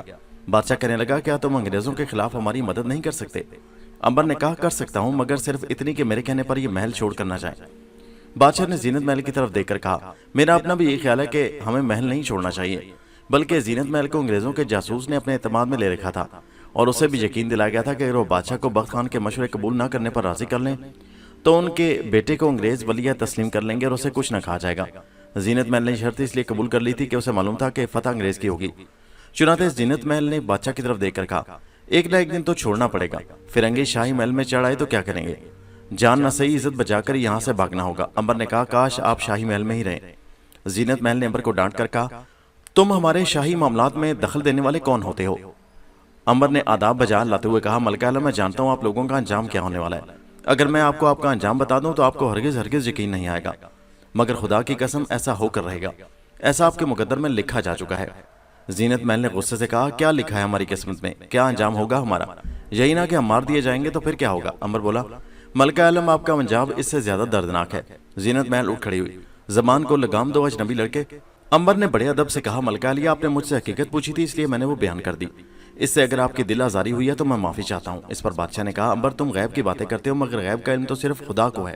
امبر نے کہا بادشاہ سلامت، میں اس غیب کی بات آپ کو بتا رہا ہوں جو ہو چکا ہے، وہ صرف آپ کے لیے غیب ہے، ورنہ حقیقت یہ ہے کہ آج سے 100 برس آگے جا کر آپ دیکھیے لاہور، کراچی اور اسلام آباد کے اسکولوں میں بچوں کو آپ کے غدر کی داستان پڑھائی جا رہی ہے۔ اخباروں میں آپ کے اور آپ کے شاہی محل کے غداروں کے بارے میں آئے دن مضامین شائع ہوتے رہتے ہیں۔ اور رنگون میں ایک دم امبر رک گیا، جذبات میں آ کر وہ راز کی بات کہنے والا تھا۔ بادشاہ نے جھٹ کہا ہاں ہاں رنگون میں کیا ہوا؟ تم رک کیوں گئے؟ بات پوری کرو۔ امبر نے کہا بادشاہ سلامت مجھے اجازت نہیں ہے، میں یہ راز فاش نہیں کر سکتا، یہ تقدیر کا راز ہے۔ بادشاہ نے بڑے درد بھرے لہجے میں کہا میرے بچے کیا تم مجھے ایک بھی بات نہیں بتاؤ گے؟ کم از کم وہ راز تو بتا دو جس کے ظاہر کرنے سے تاریخ کی زنجیر کی کڑیاں سلامت رہیں گی۔ امبر نے کچھ دیر سوچا کہ رنگون والی بات بتاتے میں کوئی حرج نہیں، کیونکہ اس ہونے کو کوئی نہیں روک سکے گا۔ امبر نے سرد آ بھر کر کہا تو سنیے بادشاہ سلامت، انگریزوں کو اس جنگ میں فتح ہوگی۔ بادشاہ نے کہا وہ تو ہم دیکھ رہے ہیں، یہ بتاؤ کہ ہمارا انجام کیا ہوگا؟ امبر نے کہا آپ کو رنگون میں جلا وطن کر دیا جائے گا۔ کیا؟ بادشاہ تخت پر اٹھ کر بیٹھ گیا۔ زینت محل کبھی بادشاہ اور کبھی امبر کا منہ تکنے لگی۔ اس نے کنیزوں کو وہاں سے چلے جانے کا اشارہ کیا۔ کنیزیں منہ چھپائے جانے لگی تو ملکہ نے کہا خبردار یہ بات کسی پر ظاہر نہ ہونے پائے۔ کنیزوں نے جھک کر کہا ہرگز نہیں ملکہ عالیہ۔ کنیزیں چلی گئیں تو امبر نے ملکہ سے کہا اب اس بات کو چھپانے کی ضرورت نہیں ہے، کیونکہ جلا وطنی اب کوئی دنوں کی بات ہے۔ بادشاہ کسی گہری سوچ میں گم تھا، اس کا بوڑھا چہرہ غم سے اور بوڑھا نظر آنے لگا۔ اس نے اپنی جوان ملکہ کی طرف دیکھ کر امبر سے پوچھا اور ہماری چہیتی ملکہ؟ امبر نے کہا جلا وطنی میں یہ آپ کے ساتھ ہوں گی۔ ایک پل کے لیے شاہی خوابگاہ میں سناٹا چھا گیا۔ بادشاہ اور ملکہ دونوں کے رنگ زرد ہو گئے۔ قلعے کی فصیل کی جانب سے انگریزی توپ خانے نے دوبارہ گولہ باری شروع کر دی تھی۔ اس کے جواب میں قلعے کے اوپر سے مغل سپاہی اور مجاہدین بھی توپیں چلا رہے تھے، مگر ان کی آوازیں دیر بعد آتی تھی، جس کا صاف مطلب یہی تھا کہ ان کے پاس گولہ بارود ختم ہو رہا تھا۔ توپوں کے دھماکے شاہی خوابگاہ میں صاف سنے جا رہے تھے۔ بادشاہ نے ایک ٹھنڈی آہ بھر کر پوچھا ہمارے شہزادوں، ہمارے بیٹوں کا انجام کیا ہوگا؟ امبر نے آہستہ سے کہا بادشاہ سلامت، تقدیر کا یہ وہ پردہ ہے جسے میں نہیں اٹھا سکتا، میں اس راز کو فاش کر سکتا۔ ہاں میں اتنا مشورہ آپ کو ضرور دے سکتا ہوں کہ آپ شاہی محل کو نہ چھوڑیں، اور اگر محل چھوڑنا ہی پڑے تو پھر ہمایوں کے مقبرے میں نہ جائیں، اور اگر وہاں چلے جائیں تو پھر وہاں سے باہر نہ نکلیں، چاہے دنیا ادھر کی ادھر ہو جائے۔ کہنے کو تو امبر نے کہہ دیا تھا، مگر اسے معلوم تھا کہ ایسا نہیں ہوگا۔ بادشاہ محل چھوڑے گا، وہ ہمایوں کے مقبرے میں جائے گا، پھر ہمایوں کے مقبرے سے باہر نکل کر انگریزوں کے ہاتھوں گرفتار ہوگا اور اس کے تینوں بیٹوں کے سر کاٹ کر خونی دروازے میں لٹکا دیے جائیں گے۔ بادشاہ نے کہا شکست کے بعد تو ہم انگریزوں کی قید میں آ جائیں گے، پھر ہماری مرضی کون مانے گا؟ ہمیں کیوں کر اختیار ہوگا کہ ہم ہمایوں کے مقبرے سے باہر نہ آئیں؟ امبر نے کہا آپ درست فرماتے ہیں علی جاں، مگر پھر بھی آپ کوشش کریں کہ مقبرے کے اندر ہی انگریز آپ کو گرفتار کریں۔ بادشاہ خاموش ہو گیا، اس کا سر جھک گیا، اس کی انگلیاں اپنے آپ تسبیح پر چل رہی تھیں۔ خوابگاہ کے بڑے فانوس میں لگی موم بتیاں جھلملا رہی تھیں، جیسے زندگی کے آخری سانسیں لے رہی ہوں۔ ملکہ زینت محل کا چہرہ بھی پریشان تھا، اسے اپنے بیٹے کے ولی عہد نہ بننے کا غم تھا، پھر بھی اس کے دل میں امید کی کرن روشن تھی کہ شاید انگریز اس کی خدمت کے عوض تخت بحال کر کے اس کے بیٹے کو اس کا وارث بنا دے۔ اچانک قلعے کی فصیل کی طرف ایک بھیانک دھماکہ ہوا۔ بادشاہ نے چونک کر کہا یا اللہ خیر۔ دو کنیزیں دوڑی آئیں اور بکھلائی ہوئی آواز میں بولی ذلے لائی، فرنگی نے قلعے کی دیوار توڑ ڈالی۔ بادشاہ خدا کے حضور سجدے میں گر گیا اور دعا مانگنے لگا۔ زینت محل وہاں سے کنیزوں کے ساتھ چلی گئی۔ امبر کچھ دیر سجدے میں گرے ہوئے مغل خاندان کے آخری کمزور اور بوڑھے بادشاہ کو دیکھتا رہا، پھر وہ بھی شاہی خوابگاہ سے باہر نکل گیا۔ جو ہونا تھا وہ ہو کر رہا۔ بوڑھا بادشاہ اپنے خاندان کو لے کر شاہی محل سے نکلا اور ہمایوں کے مقبرے میں جا ڈیرا لگایا۔ کرنل ہڈسن نے بادشاہ کے بیٹوں کا خون پینے کی قسم کھا رکھی تھی۔ وہ گھوڑے پر سوار فوج لے کر ہمایوں کے مقبرے پہنچ گیا۔ حکیم احسن اللہ سے سازش کی اور بادشاہ کو خاندان سمیت باہر نکلوا لیا کہ جا کر آرام سے شاہی قلعے میں رہیں، مگر راستے میں جب خونی دروازہ آیا تو اس شاہی قافلے کو روکا۔ بادشاہ کے تینوں بیٹوں کو باہر نکالا، ان کے سر کاٹ کر خون پیا اور تینوں سر خونی دروازے میں لٹکا دیے۔ دلی شہر پر انگریزوں کا پورا قبضہ ہو گیا۔ ہندو سکھ فوج انگریزوں کے ساتھ تھی اور مسلمانوں کے مکان لوٹ کر ان کا قتل عام کر رہی تھی۔ شریف پردہ دار مسلمان عورتیں اپنی عزت بچانے کے لیے کنوؤں میں کود گئیں۔ دلی کے کنویں مسلمان عورتوں کی لاشوں سے بھر گئے۔ ہندو سکھ اور انگریز فوجی مسلمانوں کے گھروں میں گھس جاتے، عورتوں کو اغوا کر لیتے اور مردوں کو وہیں قتل کر دیتے، سارا مال و اسباب لوٹ لیتے۔ گلیاں سنسان ہو گئی تھیں، بازاروں میں جگہ جگہ لاشیں بکھری پڑی تھی جنہیں گدھ نوچ رہے تھے۔ امبر سے یہ سب کچھ دیکھا نہ جاتا تھا، مگر وہ دیکھنے پر مجبور تھا۔ یہ ایک قوم کی غداری، بے کرداری اور بدعمالیوں کی سزا تھی جو اسے مل رہی تھی، اور بروں کے ساتھ نیک بھی پس رہے تھے۔ امبر ایک گلی سے گزر رہا تھا کہ اسے ایک مکان کے اندر سے کسی عورت کی چیخ کی آواز سنائی دی۔ وہ بھاگ کر مکان میں داخل ہوا، کیا دیکھتا ہے کہ دو سکھ اور ایک انگریز فوجی ایک مسلمان لڑکی کو گھسیٹ رہے ہیں اور وہ دالان کے فرش پر لوٹ پوٹ ہوئی جا رہی ہے۔ امبر نے آگے بڑھ کر ایک سکھ فوجی کو پیچھے سے پکڑ کر کھینچ لیا۔ अंबर ने अपना ब्रीफ केस हमायूं के मकबरे में एक जगह जमीन खोदकर छुपा दिया था कि जब उस शहर से जाने लगेगा तो निकाल लेगा। उस वक्त अंबर के पास अपना भरा हुआ रिवॉल्वर और कुछ गोलियां जेब में पड़ी थी। दूसरे सिख फौजी और अंग्रेज ने जब एक नौजवान को जो शक्ल सूरत से मुसलमान लगता था देखा तो अपने पुराने जमाने की लंबी लंबी नालियों वाली बंदूकें तान ली। अंबर ने उनकी बंदूकों की तरफ कोई ध्यान न दिया। उसने मुसलमान लड़की से कहा, बहन घबराओ नहीं, मैं तुम्हारी मदद को आ गया हूँ। दो सिख फौजियों ने अंबर को पकड़कर जमीन पर गिरा दिया। अंग्रेज फौजी ने बंदूक ऊपर लाकर अंबर के सर का निशाना लिया और फायर कर दिया। धमाका हुआ। अंबर कपड़े झाड़कर उठकर खड़ा हो गया। उसने कहा, मैं तुम तीनों को यहाँ से भागने की मोहलत नहीं दूंगा। तीनों फौजियों ने अंबर पर एक ही वक्त में अपनी अपनी बंदूकों का एक एक फायर झोंक दिया। 3 धमाके हुए। धुआं छटा तो ये देखकर तीनों काफिर और मुसलमान लड़की बड़ी हैरान हुई कि अंबर को कुछ भी नहीं हुआ था। अंबर ने जेब से अपना जर्मन रिवॉल्वर निकाल लिया। अंग्रेज ने रिवॉल्वर देखा तो पीछे हटा। अंबर ने बड़े सुकून से फायर कर दिया। गोली जो छोटी मगर बड़ी जालिम थी, अंग्रेज गुंडे के दिमाग में घुस गई और दूसरी तरफ से खोपड़ी तोड़कर निकल गई। दोनों सिख भागने लगे मगर अंबर तो उन्हें उनके गुनाहों और कत्लेआम की सजा देने का फैसला कर चुका था। उसने पीछे से एक एक गोली चलाई और दोनों सिख गोली खाकर जरा सा उछले। फिर उनकी लाशें अंग्रेज फौजी की लाश के पास ही पड़ी थी। अंबर ने मुसलमान लड़की के सर पर जमीन से उठाकर दुपट्टा दिया। बहन, इसे ओढ़ लो। मुसलमान लड़की की आंखों में आंसू आ गए। भाई, तुम रहमत का फरिश्ता बनकर आए हो, मेरे माँ बाप को भी बचाओ। कहाँ है वो? हिंदू फौजी अफसर उन्हें सूली पर लटकाने के लिए पकड़कर ले गए हैं। मगर उनका जुर्म क्या है? लड़की का नाम कुदसिया था। कुदसिया ने कहा, उनका कसूर इतना है उनके घरों से सोना चांदी नहीं निकला, अगर निकल आता तो उन्हें छोड़ दिया जाता। एक तरफ झाड़ियां थी। अंबर ने कुदसिया से कहा, तुम इन झाड़ियों के पास बैठ जाओ, मेरा इंतजार करो, मैं उन लोगों की जाकर खबर लेता हूँ। कुदसिया डरती डरती रोती हुई आंखों के साथ आंसू पहुंचती हुई झाड़ियों के पीछे छुप कर बैठ गई। सूली के पास 2 गोरखे हिंदू कर्नल मेज कुर्सी लगाए बैठे थे। 8 सिख फौजी उनके दाएं बाएं खड़े थे। सामने घास पर 10-12 मुसलमान मर्द और औरतें जर्द खौफजदा चेहरे लिए बैठी थी। 4-5 गोरखे सिपाही उनके ऊपर खड़े बंदूकें ताने पहरा दे रहे थे। अंबर बेधड़क जाकर एक गोरखे कर्नल के पास बोला, इन लोगों को छोड़ दो और इनकी जगह मुझे सूली पर लटका दो। गोरखा कर्नल ने अंबर को सर से पांव तक देखा। कौन हो? मुसलमान हो? हाँ, इसे सबसे पहले सूली पर लटकाओ। सिपाहियों ने इस वक्त अंबर को पकड़कर उसके दोनों हाथ पीछे बांधे। गोरखे कर्नल आपस में हंसने लगे। सिख फौजी अंबर को सूली के पास ले गए। हिंदू गोरखा कर्नल बोला, जल्दी करो, हम इसकी फांसी का तमाशा देखेंगे। और फिर दोनों हिंदू कर्नल कह के लगाकर हंसने लगे। अंबर खामोश रहा, उसने कोई एतराज न किया और वह सूली के तख्ते पर चढ़कर खड़ा हो गया। उसके गले में जल्लाद ने रस्सी डालकर कस दी। जल्लाद मुसलमान था, ये किसी को खबर न थी। उसने अंबर के कान में कहा, मुझे माफ कर देना मेरे भाई।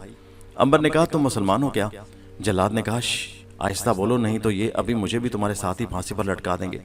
अंबर ने हंसकर कहा, फिक्र न करो भाई, अभी तुम एक ऐसा तमाशा देखोगे कि जो तुमने और तुम्हारे बाप दादा ने भी कभी नहीं देखा होगा। जल्लाद ने आहिस्ता से अफसोस के साथ सर झटका। समझ गया बेचारा मौत के खौफ से पागल हो गया है। उसने कहा, खुदा को याद करो भाई, ये बातें छोड़ दो। हिंदू कर्नल चिंगाड़ा, अरे जल्लाद क्या बातें कर रहा है? जल्लाद ने हाथ बांध कर कहा, सरकार ये कहता है रस्सी का फंदा तंग है। इस पर कर्नल जोर से हंसा। इसे कहो अभी और तंग हो जाएगा, फिक्र न करो। दूसरे हिंदू कर्नल ने रुमाल हिलाते हुए हुक्म दिया, दे दो फांसी से। जल्लाद ने तख्ता खींच दिया। अंबर फांसी का फंदा गले में डाले लटकने लगा। कुदसिया के मुंह से गम के मारे चीख निकल गई। फौजी उधर को दौड़े और कुदसिया को खींच लाए। अपनी बेटी को देखकर उसके माँ बाप भी रोने लगे, जो दूसरे मुसलमानों के साथ जमीन पर बैठे अपनी मौत का इंतजार कर रहे थे। अंबर ने ये नक्शा देखा तो अपने एक्शन को शुरू कर दिया। सबसे पहले तो उसने एक झटका दिया और रस्सी टूट गई, वो जमीन पर गिर पड़ा। फिर उसने अपने हाथों की रस्सी को झटके से तोड़ डाला। हिंदू फौजी समझे कि मरने के बाद नीचे गिर पड़ा है, लेकिन जब उन्होंने मुर्दे को जमीन पर से उठकर अपने हाथों की रस्सी की गिरफ्त से आजाद करते और गले की रस्सी को खोलते हुए देखा तो पहले तो हैरत से एक दूसरे का मुंह तकने लगे, फिर कर्नल के हुक्म पर उसकी तरफ लपके, इसे पकड़कर गोली मार दो। कई गोलियां अंबर पर फायर हुई, मगर अंबर के बदन से टकराकर नीचे गिर पड़ी। अंबर ने जेब से अपना रिवॉल्वर निकालकर खोला। उस पर हिंदू फौजी गोलियां चलाते रहे और अंबर ने रिवॉल्वर में बाकी 2 गोलियां भी भर दी और ऊपर तले फिर 7 फायर करके 7 हिंदू फौजियों की लाशें जमीन पर डाल दी। हिंदू कर्नल तलवार सौंधकर अंबर को कत्ल करने उसकी तरफ बढ़ा। अंबर ने उसकी तलवार का वार बड़े आराम से अपने हाथ पर लिया और फिर तलवार खींच ली और उस तलवार से काफिर के 2 टुकड़े कर दिए। अब बाकी फौजी अंबर पर टूट पड़े।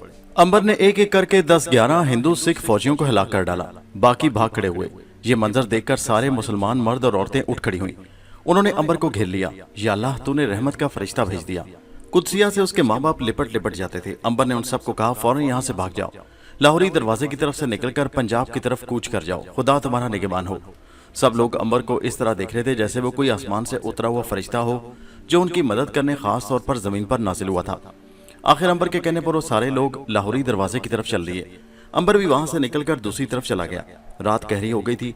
शहर में कई जगहों पर आग लगी थी, जिसके शोलों से आसमान रोशन हो रहा था। अंबर दिल्ली की गलियों और सुनसान बाजारों से गुजरता कश्मीरी दरवाजे की तरफ आ गया।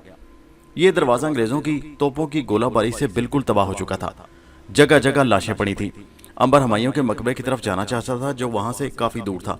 उसका ख्याल था कि रात मकबरे में बसर करेगा और दिन निकलने पर दिल्ली शहर को छोड़कर कलकत्ते की बंदरगाह का रुख करेगा और फिर वहां से किसी बहरी जहाज में बैठकर बसरा और फिर मिस्र पहुंच जाएगा। अगरचे उसे अभी अपने माँ बाप और रिश्तेदारों को मिलने के लिए 5000 साल का इंतजार करना था, लेकिन उसके बावजूद वो चाहता था कि वह अपने वतन चलकर देखे कि वहां किसकी हुकूमत है। अंबर शहर से बाहर एक बाग की दीवार के साथ साथ चल रहा था। बाग में डरावना अंधेरा था। दिल्ली शहर की सारी फजा डरावनी हो रही थी। यहाँ उसने एक साए को देखा जो दरख्तों में से होकर बाग की तरफ जा रहा था। अंबर के दिल में ख्याल आया कि आधी रात को ये कौन शख्स है। वो एक तरफ छुप गया। साया पुराने बाग के दरवाजे पर पहुंचकर रुक गया। उसने अपने पीछे देखा कि कोई उसका पीछा तो नहीं कर रहा।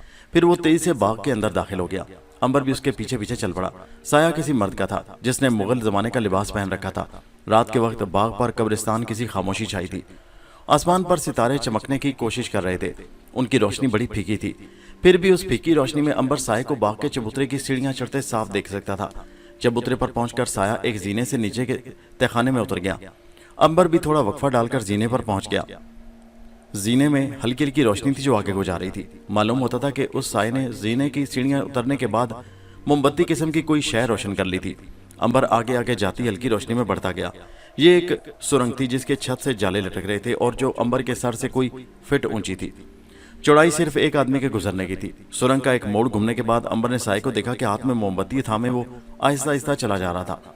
एक जगह पहुंचकर साया रुक गया। अंबर भी सुरंग की दीवार के साथ लगकर छुप गया। वो देखना चाहता था कि ये शख्स आधी रात को यहाँ क्या लेने आया है। साये ने मोमबत्ती एक पत्थर पर रख दी, जेब में से चाबी निकालकर सुरंग की दीवार में लगाई और एक छोटे से दरवाजे को खोल दिया। फिर वो मोमबत्ती लेकर उस दरवाजे में दाखिल हो गया। उसने अपने पीछे दरवाजा बंद कर दिया था, मगर ताला नहीं लगाया था। अंबर ने दरवाजे का एक पट आहिस्ता से खोलकर अंदर देखा। मोमबत्ती की रोशनी में उसने देखा कि वो साया एक बूढ़ा आदमी है, जिसकी सफेद दाढ़ी उसके चौड़े सीने तक आई हुई थी। वो मोमबत्ती एक तरफ रखकर जमीन पर पड़े पत्थरों को इधर उधर हटा रहा था। फिर उन पत्थरों के नीचे से एक छोटा सा संदूकचा निकल आया। बूढ़े आदमी ने संदूकचा खोला, उसमें से गुलाब में लिपटी एक डिबिया निकाली और उसको खोलकर गौर से देखने लगा। फिर उसने एक ठंडा सांस भरा और डिब्बे में से लाकट बाहर निकालकर उसे चूमा। लाकट की जंजीर सफेद मोतियों की थी, जिसकी चमकीली शुआएं तहखाने में लहराने लगी। लाकट के दरमियान में कोई नूर जितना बड़ा हीरा था। उस हीरे में से बड़ी तेज और रोशन शुआएं निकल रही थी, जिनकी वजह से अंधेरे तहखाने में एक अजीब शफाफ किस्म की रोशनी फैल गई।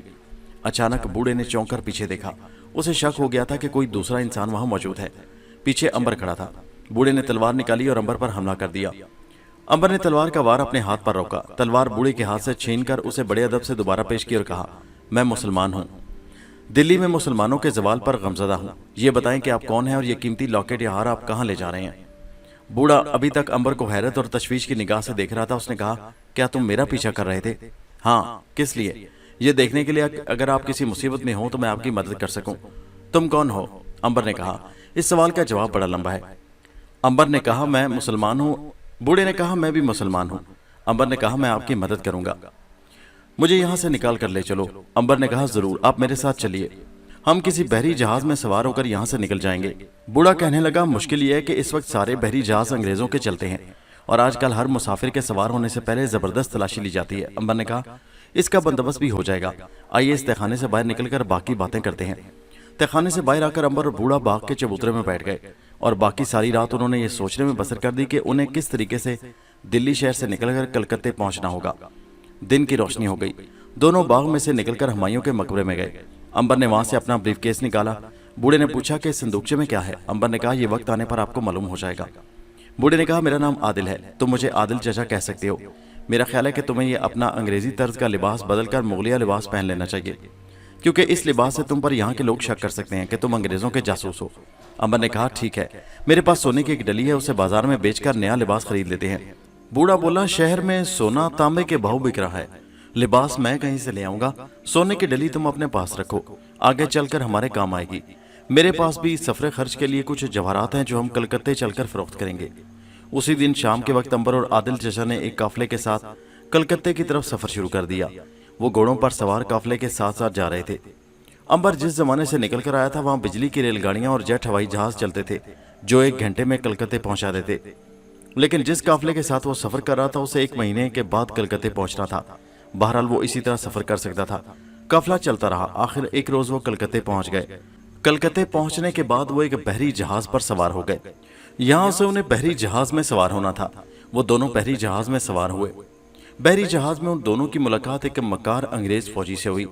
एक रोज बूढ़ा आदिल चाचा अपना कीमती हार निकाल कर देख रहा था कि मक्कार अंग्रेज फौजी ने वो हार देख लिया और इसने दिल में ठान लिया कि वो हार उससे जरूर हासिल करके रहेगा। खुदा का करना ये हुआ कि बहरी जहाज सफर के दौरान तूफान में घिर गया। तूफान पहले बारिश की शक्ल में आया। बारिश शुरू हुई और आहिस्ता आहिस्ता तूफान की शक्ल इख्तियार करती चली गई। जहाज खौफनाक लहरों पर हिचकोले खाता रहा और फिर उस तूफान ने जहाज को पलट कर रख दिया। मकार फौजी, अंबर और बूढ़ा आदिल चाचा तीनों एक कश्ती में सवार होकर अपनी जान बचाने के लिए भाग निकले। जिस वक्त जहाज लहरों पर डोल रहा था उसी वक्त मकार फौजी ने एक कश्ती समंदर में फेंक दी और वो तीनों अपनी जान बचाने के लिए उस कश्ती में सवार हो गए। आहिस्ता आहिस्ता जहाज के तमाम मुसाफिर और जहाज समंदर में गर्क हो गया। बूढ़ा आदिल चाचा कश्ती में बेहोश पड़ा था। उसकी हालत बुरी थी। कश्ती तूफानी लहरों में बही जा रही थी। सारी रात उसी तूफान में गुजर गई। सुबह हुई तो तूफान थमा। दूर किसी जजीरे की स्याह लकीर सी दिखाई दे रही थी। मकार अंग्रेज फौजी ने जजीरे की तरफ देखकर कहा, एक मौत से निकलकर हम दूसरी मौत की तरफ जा रहे हैं। मैं जानता हूं ये आदमखोरों का जजीरा है। दोस्तों, ये कहानी अभी जारी है। इसका अगला हिस्सा नेक्स्ट वीडियो में मुलाहिजा कीजिए, जिसका लिंक इसी वीडियो के नीचे डिस्क्रिप्शन में मौजूद है। और हमारे चैनल हैदर वॉइस को सब्सक्राइब जरूर कीजिए। शुक्रिया।